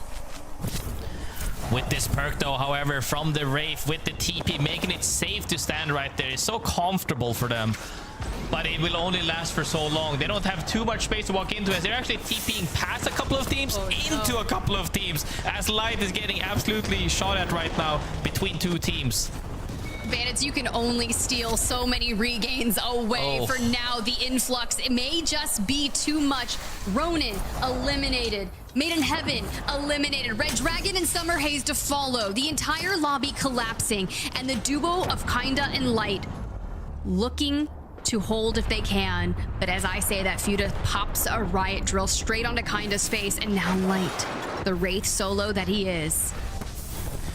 2 of the teams we did talk about though, ZIPLINE, MAFIA, and Pirates right here, fighting for the same building on the far east side of things, right outside zone though. So we're gonna have to see now, can they close out this fight right before this zone closes in 45 seconds? They should be able to, but if it takes too long, they might be getting walked up on right now by DN. And Mamamia has been holding. Mamamia sent a solo to look at this to see what's going on, but if DN walks up on this, sends 2, this fight will not be alone. Here goes Light though. I was curious, where is our solo Light going? Into circle we are. For now, kinda still crawling on the ground. Don't know if we get him back. Maybe. Nope, they's full. Goodbye. And now Light, the battle of a lifetime. Little wall bounce, little Arc Star. Gonna be crazy here. And we focus on healing out into the open. More people are definitely gonna look at this. I would imagine that solo that trying to full send him is retreating. Mamma Mia knows they have Stone and aren't opting to really chase that down. They are sending one guy at a time to see if he can make something happen, but fights are unfolding all over the place right now as DN is fighting D4C, as ZIPLINE MAFIA is fighting Pirates as well. Alliance, however, sitting comfortably on the other side of that big wall in zone. They are feeling really good about themselves, even from having success the previous game, are looking to end into end game this game as well. All right, well, Infinite still inside the top 3, looking to hold steady for the series on the day if they can. Vushi through the fire, through the flames, into the void, out with the team. DN eliminated, but the push is here. A little lax the trigger discipline, takes a Maggie ball to the face, and it annihilates the team Infinite. Wow. Infinite playing that squad as well with that comp. Didn't have as much success as they wanted to, as all of these teams right now have been playing Maggie. Also confirmed to, I believe, has gonna be banned going into the last final match right now. But Alliance managed to get on top of that bridge. High ground right there, sitting at shooting everybody down, as Mamma Mia is the only team that actually does have an absolute safe spot. But Alliance not giving up anything for free, as they left one guy by the wall. Stop. Okay, yeah, Light, make it happen. No, Bandits eliminated as Light falls. D4C still down to a solo. The entire lobby is such a weird one at this point in time. You have Alliance up on the high ground. Aku down, Unlucky, a glass cannon trying to pick him on up. Hackis elsewhere across the way in the north, trying to hold space for them. They want as many kills as they can, and of course, they want the win. We lose out on another team, and it's down into the top 3.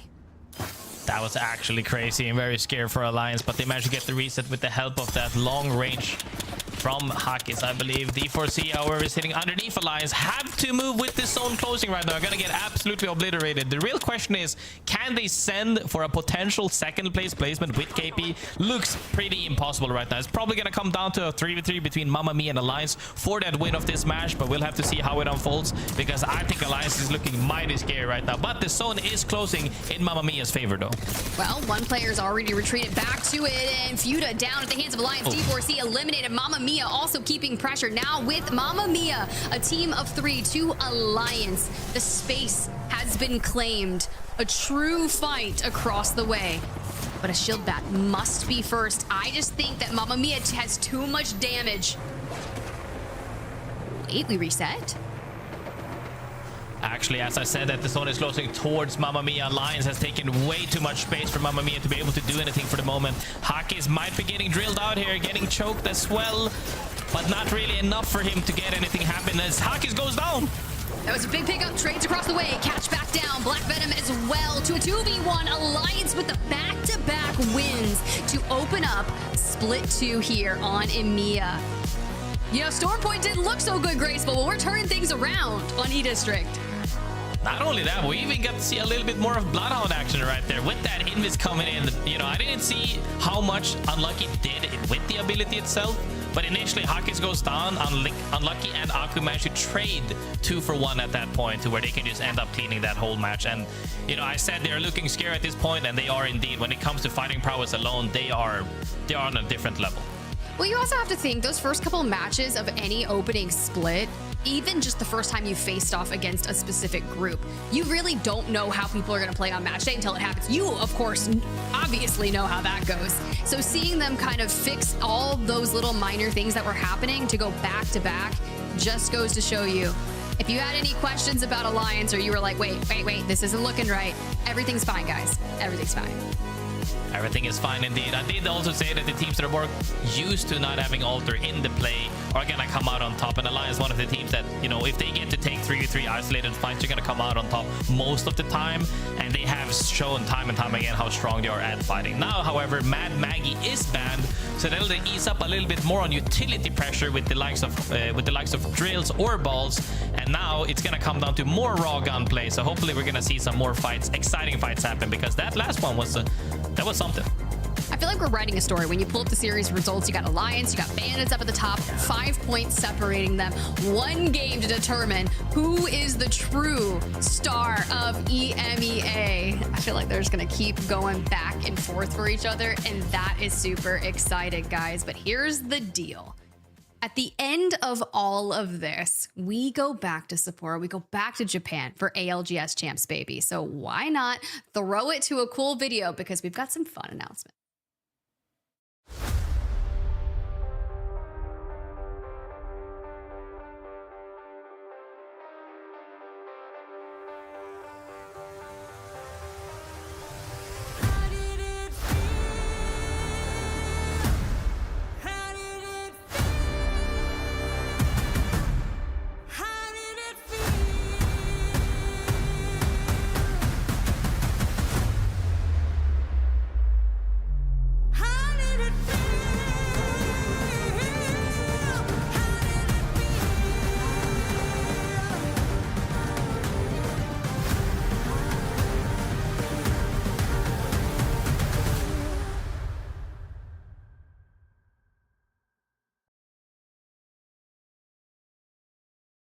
Sony InZone, the official audio and monitor partner of the Apex Legends Global Series.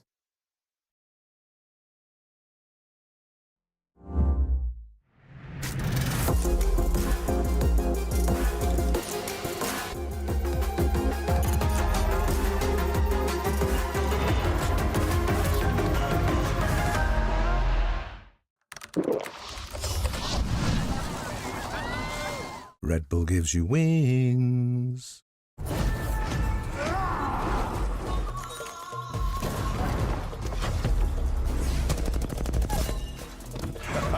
Some call it luck.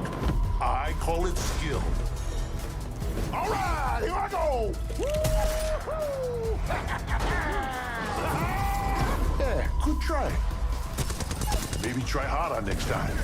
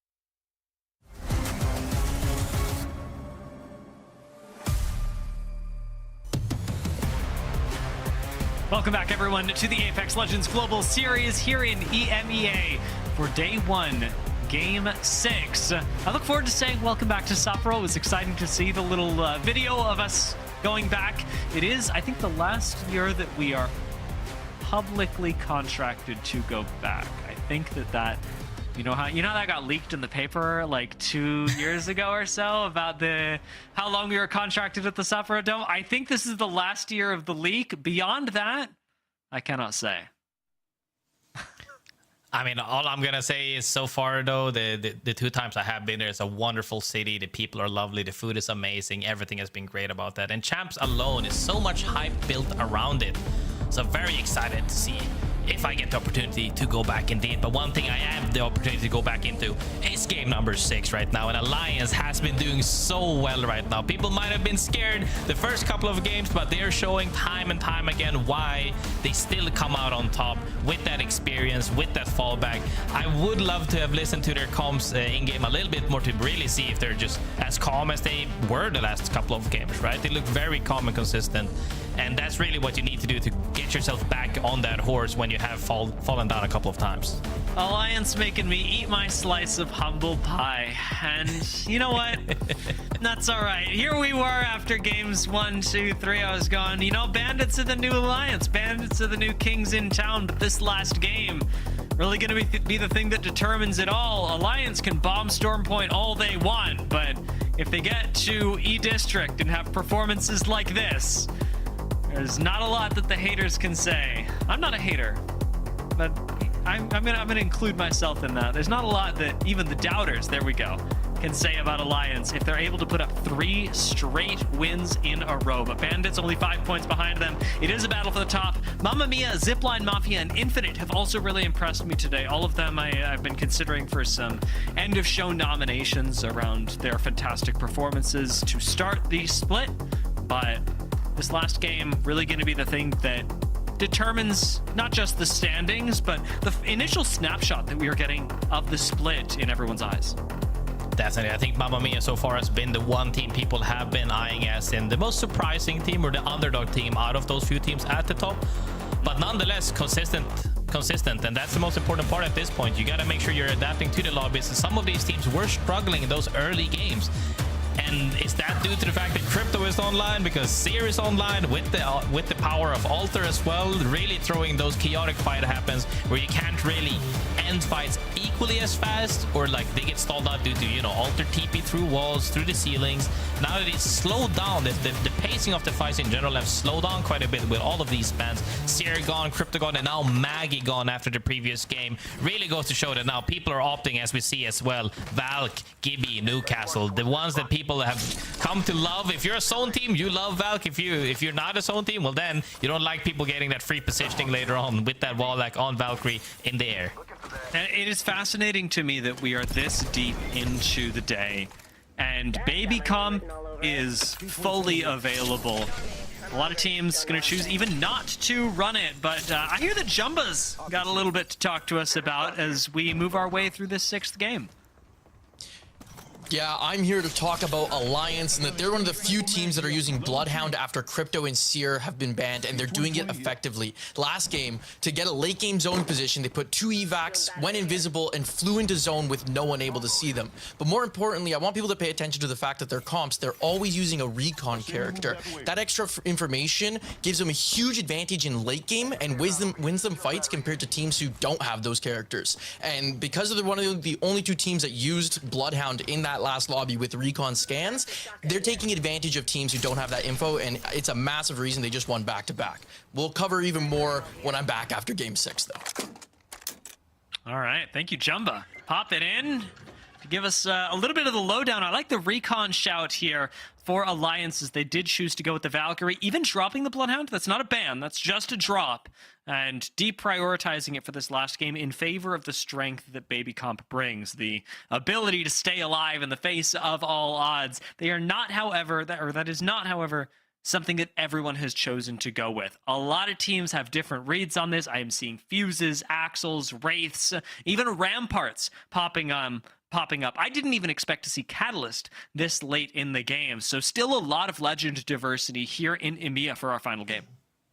One of the things that is prevalent across majority of the teams, however, is Gibby, the speed demon of Apex Legends for the moment. You thought that it's going to be other characters, maybe even Axel, maybe even Octane. Did you know that Gibby actually pretty much outruns an Octane stimmed? Is that absolutely crazy? He's the speed demon right now, and I love every single bit of it. It's going to be fun to see how this unfolds, especially with, you know, a lot of people opting to play more shotgun with the bubble fight as well. We haven't seen too much shotgun usage out of these teams so far, mainly been P2020, couple of SMGs, but now we're probably gonna see more shotguns, and I love a good bubble fight. Yeah, Gibby really forces that to be a consideration when going up against him. You don't have a shotgun, you are at a severe disadvantage. So Intolerant Gonna be running one. Oh! If Uchako can actually get a bubble out, 1 second left on that cooldown, surely he's going to use it to heal up with the safety of the rest of the squad, but even then, doesn't get time inside the bubble to do this. Guts gonna have to cover his retreat as Uchako, moments from death, manages to make his way into safety with the rest of the squad. Very scary indeed, but do get that reset. Very close to get absolutely obliterated on that path back, but makes it back. Now, however, other teams are looking to, you know, we're always seeing this time and time again. Every tournament, every pro league, every qualifier, and in any case where when you don't have that many points on the leaderboard, let's just say right now, Pixel Lumina, 18 points on the board, 17th currently. That to me is something you have to avoid. If you can push yourself up towards at least top 10, that would be enough to stabilize for the day. Having bottom 5 for a day, essentially a donut, is really tough on the overall points when you need to make sure you're making it into that final stage. So we're gonna see some crazy swings, some crazy plays from teams. At this point, just throw hands at everything and see if something sticks at that wall. Tough way for Flyte to go down in the final game of the day. That is Summer Haze that pick up the kills with Zuni, Tax, and Calamity. We're talking a lot about Zuni. Tax, another player that has gotten a lot of attention. Not so much this year, but I would say two years ago. Tax was basically at the height of his value. People were really looking at Tax as a big pickup. Has fallen off a bit, but getting the chance on this roster to change that narrative. Wrench is going to re-enter, try and take this fight up against Mamma Mia. Both these squads on the verge of being eliminated here, down to just a solo. The 1v1 going the way of the nades, likely, but Wrenches is going to stick the res. Is he faking the res? He is not faking it, I don't think, but it gets canceled by a third party, and that puts Wrenches in an even more difficult scenario. Comes down to a 1v1. Black Venom versus Ranches right now. Ranches did get poked from the side, but it's still very tight. Tried to get that reset. Couldn't really get it right now. Hate when that happens. You're trying to loot the box and immediately you go on the res. Gets the banner. Still getting shot from the side. He has to send this fight at this point. Maybe even face on top of him, but he has that Sheila out. Cleve had so many nades on him, and none of them land. Wrenches gets the shield swap just in time, and as Black Venom chases, this 1v1 becoming really tense. Just 25 HP left on Wrenches, and he's going to dip. Trust the third party to take care of this. Not sure that he's actually going to be able to make it to any real safety, but with the res coming in now, it is Mamma Mia that come out happier with this. A reset onto 2 members as opposed to just the 1 does leave Red Dragon at a disadvantage in this 3v2 should it continue. Definitely more happy than Red Dragons, but Red Dragon is down to a duo. I don't even know if they're gonna get an opportunity to reset properly. If they're fully reset, Mamma Mia gets that full reset, they might actually end up sending that fight because they know they're a duo. So Zone, however, once again pulling a little bit more towards the east side as we see GaiminGladiators once again. Like, this is one of the teams I can never count on. They're in zone every time and you never know what's gonna happen, but something that we did know was gonna happen is Red Dragon getting engaged. There's the shotgun. Yeah, you did so much damage to Mask, and then it comes down to it, and ultimately shotgun rules all. Wrench is gonna stick the res once again on a Mo that was almost taken out. Seems like more of a grudge match than anything, though, and both teams got to be running very low on meds at this point. The thing is, as much as these teams have a lot of emphasis on this fight, like, this is the most important fight to these teams. The game is going on elsewhere. We are playing like a totally separate style of Apex right now, and unfortunately, both teams, I think, are losing in the long term. Red Dragon, lucky to be staying alive this long, sure. And Mamma Mia would like the 3 points, but this is coming at a huge cost of basically the rest of the game being played without you. Bro, it's still a 3v2 at this point as Red Dragon is clawing at every opportunity to stay alive, potentially eliminating Mamma Mia. But they have a caustic. Bubble comes out right now. Gas comes out right here from the Mr. Stinky himself. Orcatch goes down. Ratchet goes down. And finally, Red Dragon is eliminated. That took too long, though, however. Babylon's on top right now. Breaks the ceiling. Downs Maskaloo. Babylon's does fall. Black Venom, he's come back from a slightly better situation than this. If Black Venom clutches this up, he might just be God's gift to Apex. We'll see if it happens. The Wingman does come out, and close ranges can be extraordinarily deadly. And he's going to try and stick the res once again. Has Sheila here as well. Highest damage gun in the game is the Sheila. I suppose not counting the Kraber. That comes out even at the close range with the bubble kind of griefing Black Venom a little bit. He's not really able to laser people as they come up, and in comes the nade. Mamma Mia getting choked out. They leave through the window, but Black Venom gets taken down on his way out. Mask is running for the hills. The fastest legend in all of Apex trying to make it out, and I think he just might. Look at this speed demon go right now. He just ran across half the map right there. He couldn't even react to where is he at? We're gonna chase him down. Hell no, he's gone to the next POI already. However, I would like to say phenomenal like observing right there on that window break as well. The mechanic of now being able to break and reinforce windows was beautiful. Although a little bit too late, still a fun mechanic to watch. And we haven't seen Hardlight really be manipulated. We see it get used a lot. People break Hardlight and then just walk through and wipe a team. But seeing the back and forth between when you're able to break it, reform it to your advantage, not something that we get to see very often in the ALGS. So really cool to see that featured for the moment. ZIPLINE Mafia in a very tense fight right now. I've been looking at ZIPLINE Mafia as a team that has performed very well, an underdog team that has had a surprisingly good day, but up against the Bandits and sandwiched at that, they'd have to perform to a very high degree to survive, and granted, they do. Scary for other teams currently running into Bandits, former elite, to where they are still as strong as they have showcased. When they internationally could also absolutely dominate group stages to the degree that they did at EWC 26 right now, they are looking so strong. And the fact that they pretty much are guaranteed top 3 in this series with the way that they are playing currently is such good noise for all of the fans, because if you can guarantee yourself a top 3, you're climbing your way up into that finals lobby really quick. This zone pulling a bit awkwardly, though. Nobody really having predicted exactly where this would go, except weirdly Bandits. As to whether it's prediction or happenstance, at this point it doesn't really matter. Bandits have a really nice, solid, defensible position in zone, and they are a team that desperately needs it. Remember, fighting with Alliance for the top spot, currently 5 points behind an Alliance squad that has exploded onto E-District. If Bandits take this game, if Bandits take that first place, we may still be able to continue that conversation that I wanted to have earlier about Bandits being the Alliance slayers.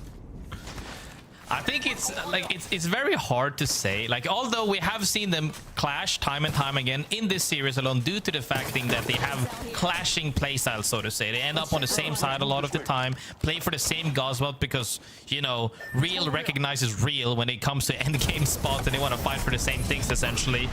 It's going to be a ton of fun to see how this unfolds, because at the end of the day, it comes down to between who's going to do the best in this match. And Alliance right now flying in. I want to see what happens to them. So let's have a listen-in with Alliance. We're good. Yeah, Bobby entrance. Bobby.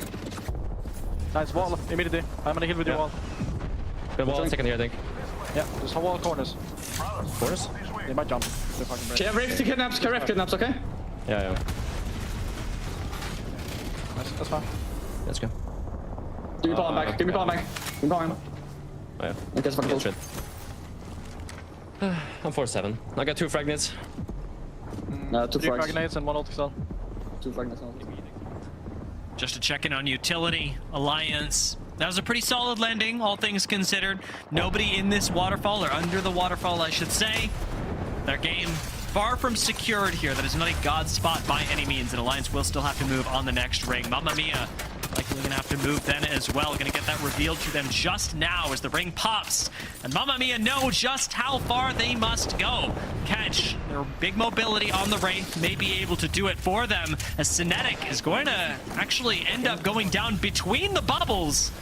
Not a comfortable place to be by any means, but Jans making sure that his IGL is safe, and the reinforced Hardlight actually denying Made in Heaven an entrance back into the building as the Gibby ult comes down around the outside of it. Made in Heaven get locked out, and Cinetic unable to be rezzed. Not in a great spot. Gets the finish on Cinetic right there as more bubbles are coming out. Are they gonna go for box rest? There's no way after this swap, is he? He is indeed. It's forcing Hamish to make a play. Are you gonna join my bubble or are you gonna stay right there and see if you can Sheila him down? Gets the rest, but immediately goes down as now it comes down to Jans and they fall shortly. That fight was very, very scuffed. A little bit of inting. Just to, you know, everybody gets there a little bit. An awkward spot. Not the best way to make your way out of it, but it is the last game. And you can tell that the teams, especially those teams that have been denied again and again, start getting a little frustrated. I am noticing, I have seen that as well, that Zuni did take out an entire team, guys. D4C, all falling at his hands. So Zuni, maybe ticking up just in time for the final game of the day. We'll keep our eyes on the kill feed to see if Zuni shows up and slays out again. And speaking of slaying out right now, MAFIA, who fought that war that lasted for what seemed like an eternity, are still in this game. We were talking about Bandits and Alliance, but MAFIA currently sitting very comfortably at the top as well, but not sitting comfortably. Margin right now is looking to get that reset as Mosen. Mio is right now looking to see if he can clean up that fight. With Margin hitting the bat right now, it is, as it is written, difficult to kill a Gibby composition, a baby comp even more so. Everybody's surviving for a very long time. 15 squads left, more than we have seen alive in most of our zone forest today. And as this one finishes closing, Infinite in a lot of trouble, and Bubbleless as well had just used it to make sure that their reset inside was safe. Now we're gonna have to pull Vushi back into the truck. Flyte already reinforced in here, and Bubble's surely off cooldown. Catalyst ult now out as well. Really tough position. Even though Infinite survive, they probably die soon, just given the amount of utility that they just used. Honestly, they still have some space to play in the next zone, as we can see on that minimap right there. Zone ends between, well, actually a little bit north of Infinite and MAFIA, southern side of GaiminGladiators, one of the teams you really can't cut out. But one thing I will say though, Infinite is playing a comp without the Valk and are opting for Cat instead. The difference in strength is that they have a tougher time to get into zones, but once they are in zones, they have way stronger plays with that Cat rather than Valk. So we're gonna have to see how they play out this endgame as well, as Alliance right now opted for a Valk ult into a Gibby bubble play. Managed to run into Margin inside the building. There comes down to 3v3.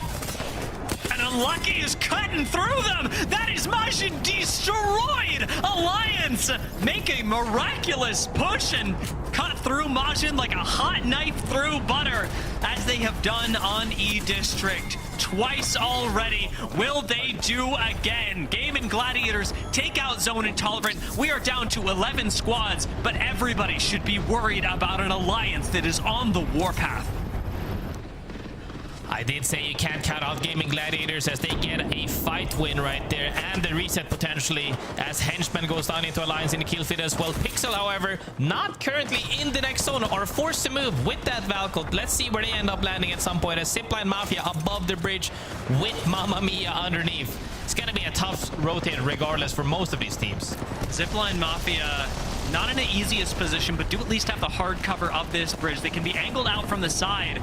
Navigating this responsibly could still net them a game win. As the Bandits start moving out, Gibby Bubble already used. We are going to Valk ult as the Bandits. We are going to cross our fingers and pray. And with Alliance still in the lobby, this is a big risk. Bandits know it as well as anyone. The fight for first comes down to a coin flip landing, and there is no safe space to be. Waiting out the bubble cooldown, it looks like Bandits have found some sort of space to call home, and a quick pickup and the bubble being dropped. Bandits are betting that nobody has the time to drop on them, but Alliance, they keep picking up kills. TLN Pirates, they almost go out, but Alliance are the ones that fall instead. Sedan turning the fight around. Other fight side though on that bridge right now. Hail Marys are getting thrown left and right, as Bandits is looking to step up on the bridge. They hear the rest come out. Are they gonna interrupt it? They need the kills. They can't just let Alliance walk through this game. Unfortunately, not able to take out all of Pixel Lumina at the moment, and Bubble's been expended. Bandits can't tunnel vision too hard on this, but the Bubble's still around for a bit of safety, as Kinda dips back into it. Top 5 squads. The ring gonna close in 16 seconds. Alliance bow out a little bit early due to Pirates. Bandits managed to secure themselves a spot on the northwest side of things. Pirates got the eastern side of things scouting out right now what is playable and what's not. Infinite, however, with the comp of having Catalyst as well, is honestly one of the stronger team comps to play this endgame due to that wall. And speaking right now of fighting those bandits, comes down to a bubble fight. With the L-Star, he's definitely got the potential to. Skynade out for Light as well, trying to set up shield swaps. It's so hard to kill. Bandits in a 100 banger from Light. The L-Star fries one. He's equalized it. Can Henchman be the thing that keeps the Bandits alive? He knows that life is all that matters right now. Dropping on the high ground, he is betting the TLN Pirates aren't able to make the recovery. They pick one back up, and Henchman's life may not be worth enough to overcome Alliance as Infinite take their fight on the other side against the ZIPLINE Mafia. ZIPLINE Mafia will fall. The Bandits still standing into the top 4. Every point mattering so much. The TLN Pirates almost entirely recovered, did not finish off the Bandits. Huge bubble play coming out from them. The fact that I managed to wipe a team fight without the use of bubble and then got it back on time, whether that be through the power up, whether that be the fact that he held on to it, I don't know. But Bandits comes down to one person trying to survive for the moment. Henchman is flying for dear life. He's in the frickin' sky. Henchman, who just needs to stay alive. Unfortunately, not the easiest spot to land. Gibby ults down. Bandits make it to top 3. Was it enough to dethrone Alliance? The TLN Pirates look for their first win, and Mamma Mia, the underdogs with a big performance, try to take this back, but the TLN Pirates shut them down. TLN Pirates have been the nemesis of match number 6, bowing out Alliance earlier on and then making their way into that bridge. It was a chaotic fight, but they come out on top. Hiarka, one of the players we talked about going into this day, how it was going to unfold, and still some sort of consistency came through, and they moved their way up towards the top. Yeah, oh my god, it's between consistency and whatever Alliance just did. Because still, even though they don't win that last game, 2 wins on E-District, moving their way from a terrible place in the standings. I don't even remember where they were at the halfway mark, but up to first with ease is terrifying. I don't know where they ended up on the day. This is still something we need to check in with our series standings for. Mamma Mia, they put up 19 points, but the real question is about Bandits versus Alliance. 5 points to the 10 of Bandits. I think there were 5 points between the teams. They might be tied. It's gonna be tough to see. It was a close fight for the top, actually, to see who came out, you know, because at the end of the day, the match points really do matter for the end of the series, because you have to make sure that you get more and more points to make yourself push towards that finals at the end of the series, at the end of the league. So it's gonna be fun to see. But Mamma Mia so far for me has been surprisingly strong.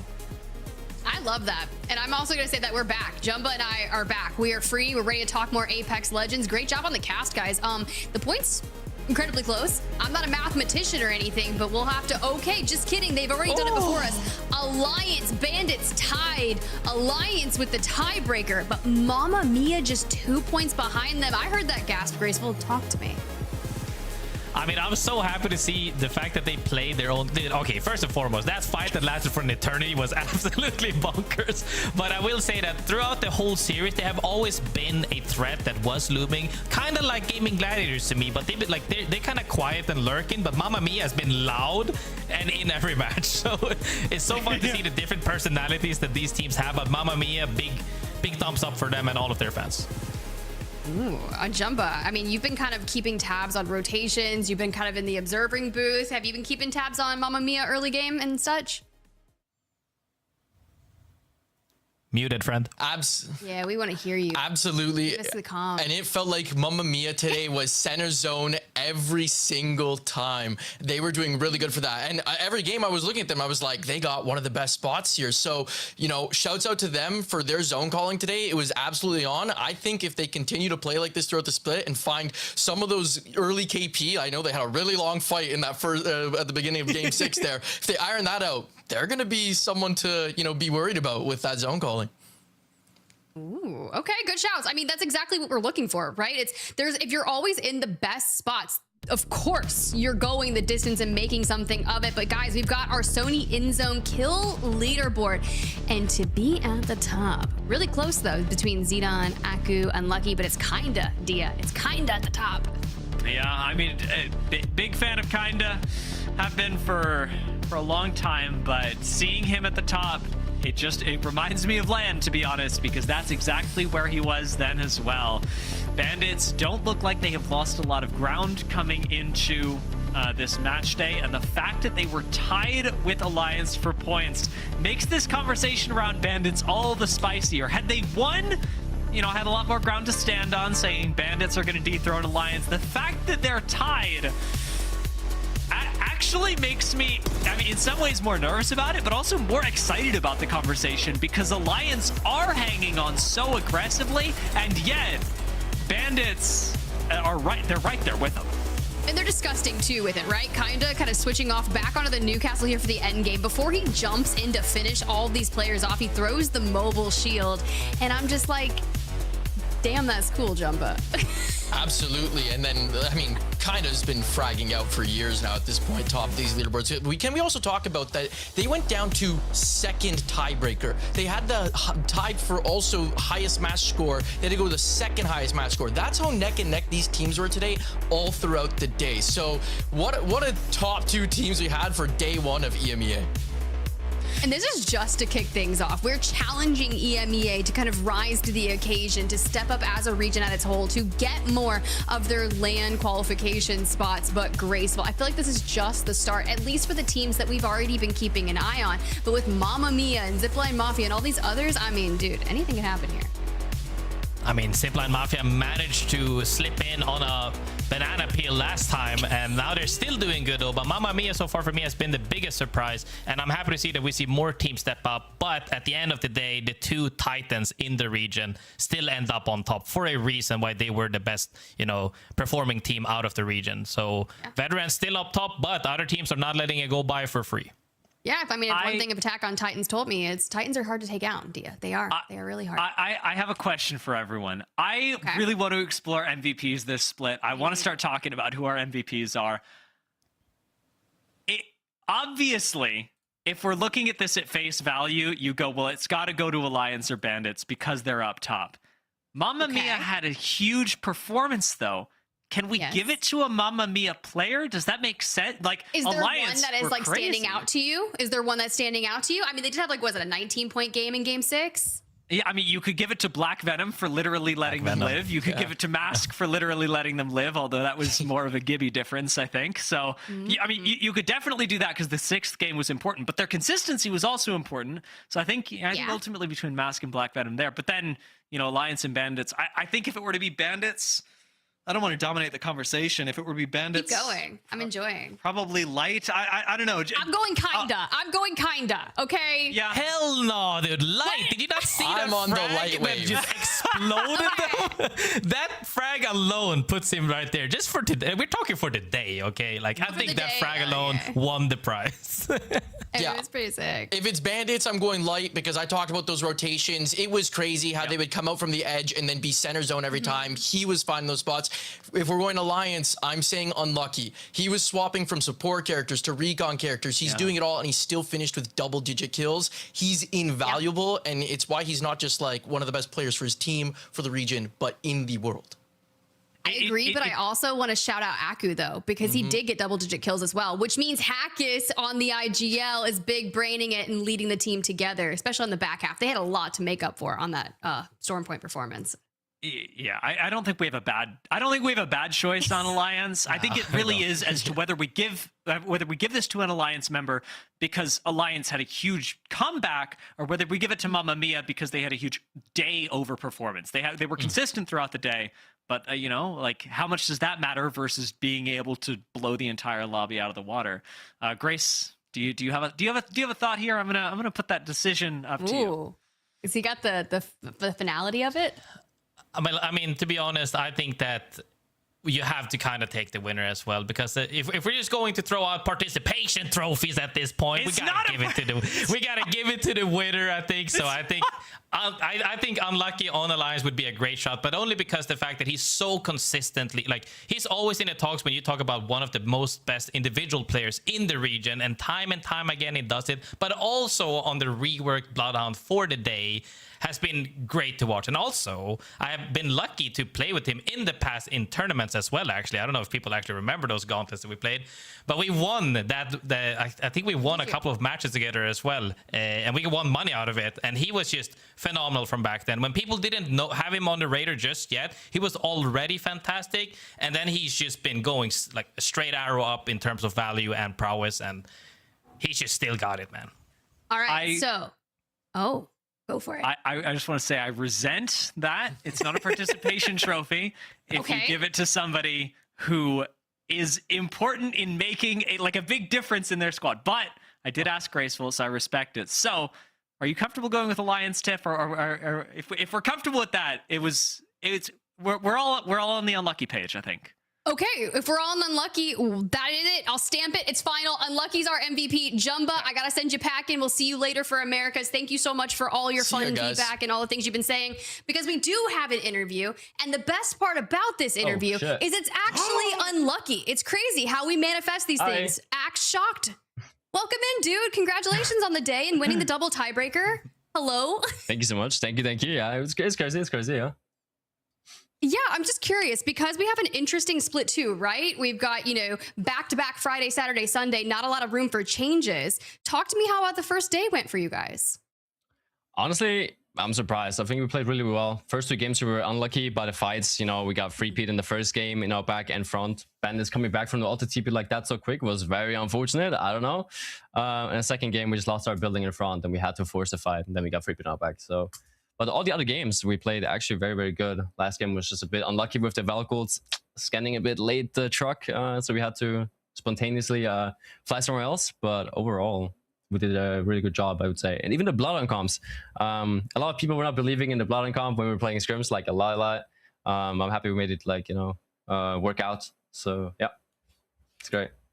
I mean, I'm going to hop in here, guys. So I said it initially as well for you guys that the only reason you guys are losing fights that people say, why aren't they waking up? Dude, you're getting absolute, when there's crypto and alter in the game, it's so chaotic. At any point, 3P comes to the wall. We saw 5 3Ps back to back to back. You guys took out Bandit and 5 3Ps back to back happened. So it's I was like, no, that doesn't mean anything at all at that point. And then once that kind of got banned out later on, you guys just dominate like you always do. But I would really like to touch on Bloodhound as well, because I really love Bloodhound as the character alone.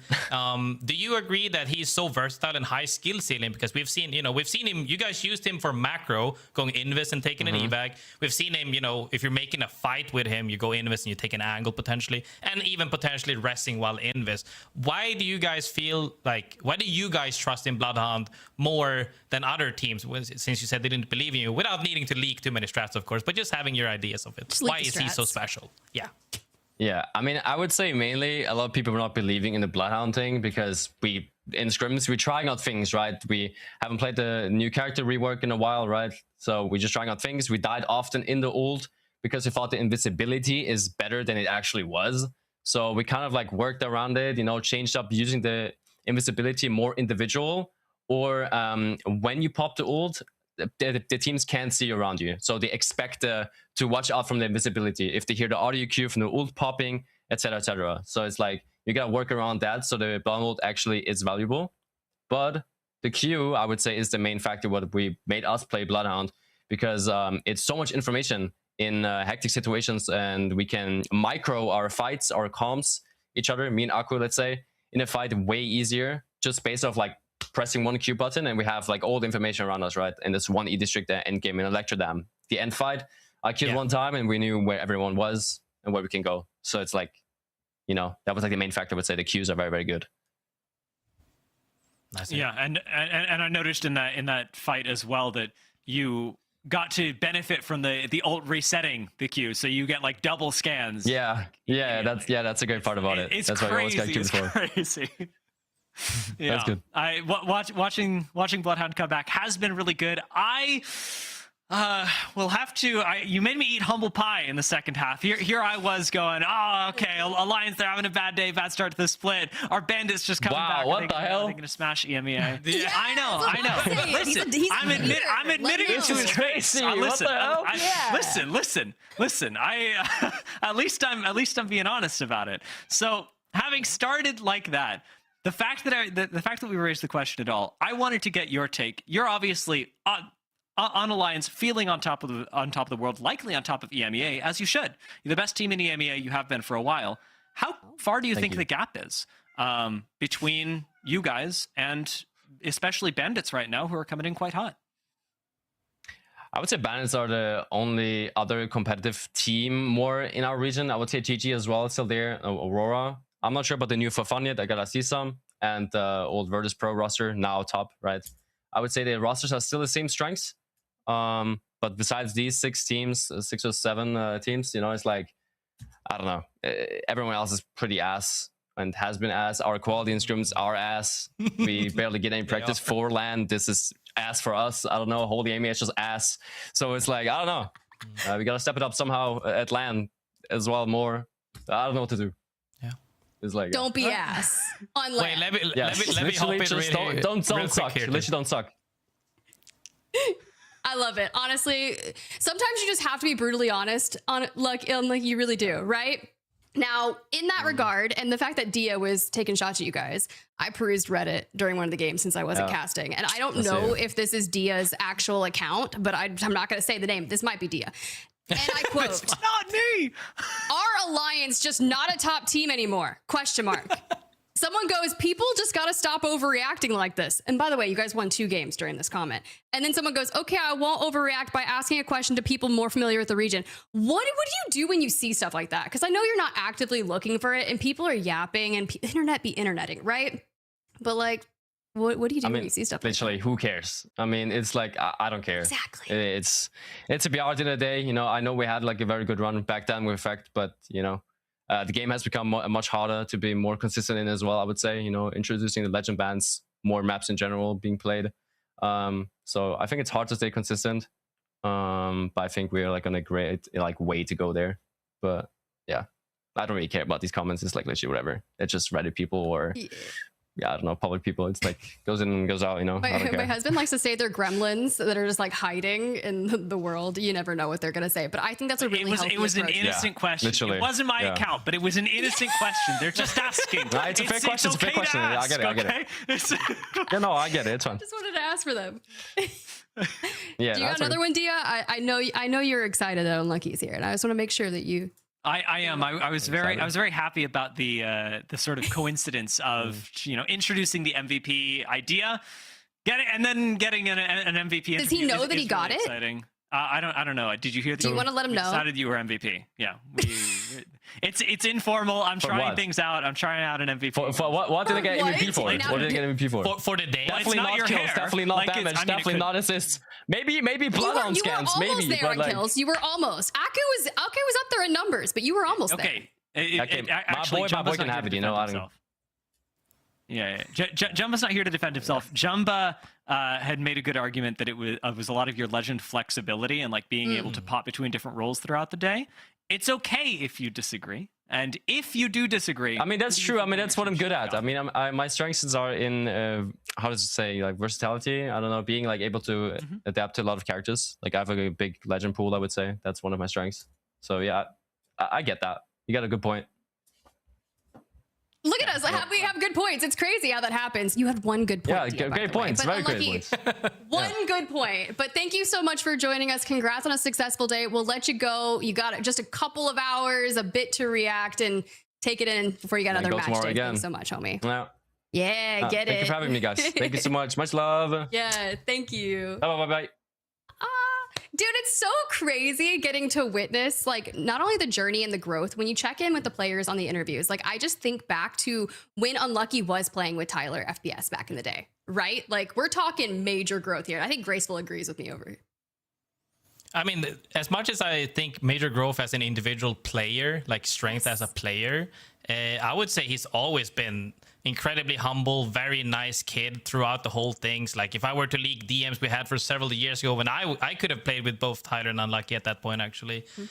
He's always been really down to earth. Like I think there's nobody better to have. Like we have a few of these players across the world where like everybody undisputedly says that's a good person. He's just one of them. So I'm very happy to see him still have success to this degree that he has. Even though it was by a second tiebreaker they won, a win is still a win, whether that be by a millimeter or a mile. That is really true. And I think that's actually a really good point. I believe it was his dad was in Paris watching him. And through some of those moments where they kept cutting to Unlucky and they would cut to his dad, dude, I was like, this is adorable. But I know. Dia, I was waiting to see if you had anything to say there. But if you don't, like, I'll just keep yapping. Because we could go to final thoughts on how EMEA went for you guys. You guys commentated. You crushed it. Dia, final thoughts on our just first day of Split 2, the accelerated I can't believe that I can't believe that I'm getting flamed for free on a play interview. Who flamed you? Who flamed you? Who flamed? It was you. What do you mean? I didn't do anything. Now I'm a gaslighter. I'm a flamer. Like, what is this? It's crazy. Who's crazy? Like, that's not me. Well, Alt-account action on Reddit, you little gremlin. I can't believe the slander that I have to deal with on this broadcast. Oh, God. With America's coming up, hopefully I can get away a little bit better there. Although I will say that in America's, it's very dangerous to question the Falcons, and I will likely question the Falcons. I will probably. Okay, well, I gotta go get some things from my burn book to apparently flame you even more. But Graceful, any final thoughts from EMEA before we kind of cut to a break and then work towards the Americas later? No, I think Unlucky said it the best as well. Excited at the fact that he called 15% of this lobby currently ass and the rest of the region ass. I think that EMEA has to step up for sure, but some of these teams are they're not out of the count yet. And I've raised it at a couple points today as well. I think GG, Mamma Mia specifically, even Infinite as well has been really strong. And I'm hoping to see more out of nowhere like Mamma Mia come out on top, because we haven't had this since, I would say, Open LAN, where Twerkaholics came out blasting. I want to see more of that. More teams that people aren't recognizing or underdog teams who just blast through would be really nice. I think that we love to question new players until they've actually shown us what they can do. And it always just takes one day by day to keep building that name for themselves. And I think you're 100% right, because now look at Floating over in Americas. That's just what happens. But guys, thank you so much for joining us. It was a brilliant cast. But y'all at home, if you guys are over there, follow us on Play Apex Esports, wherever you get your social media. I'm chronically online, so it's probably everywhere. Twitter, Instagram, YouTube. Come find us, because we're not done. We've got America's Match Day 1, 5 p.m. PT, 8 p.m. ET, which means that is in literally just less than 4 hours. Make sure that you get all of your Apex action. I didn't stay up to watch APAC North or APAC South, which means I've got a ton of Apex to catch up on, because I heard Zeta from APAC North got a win. Unlimit maybe didn't do so hot. So thank you so much for joining us. We'll catch you in just a few hours for Americas.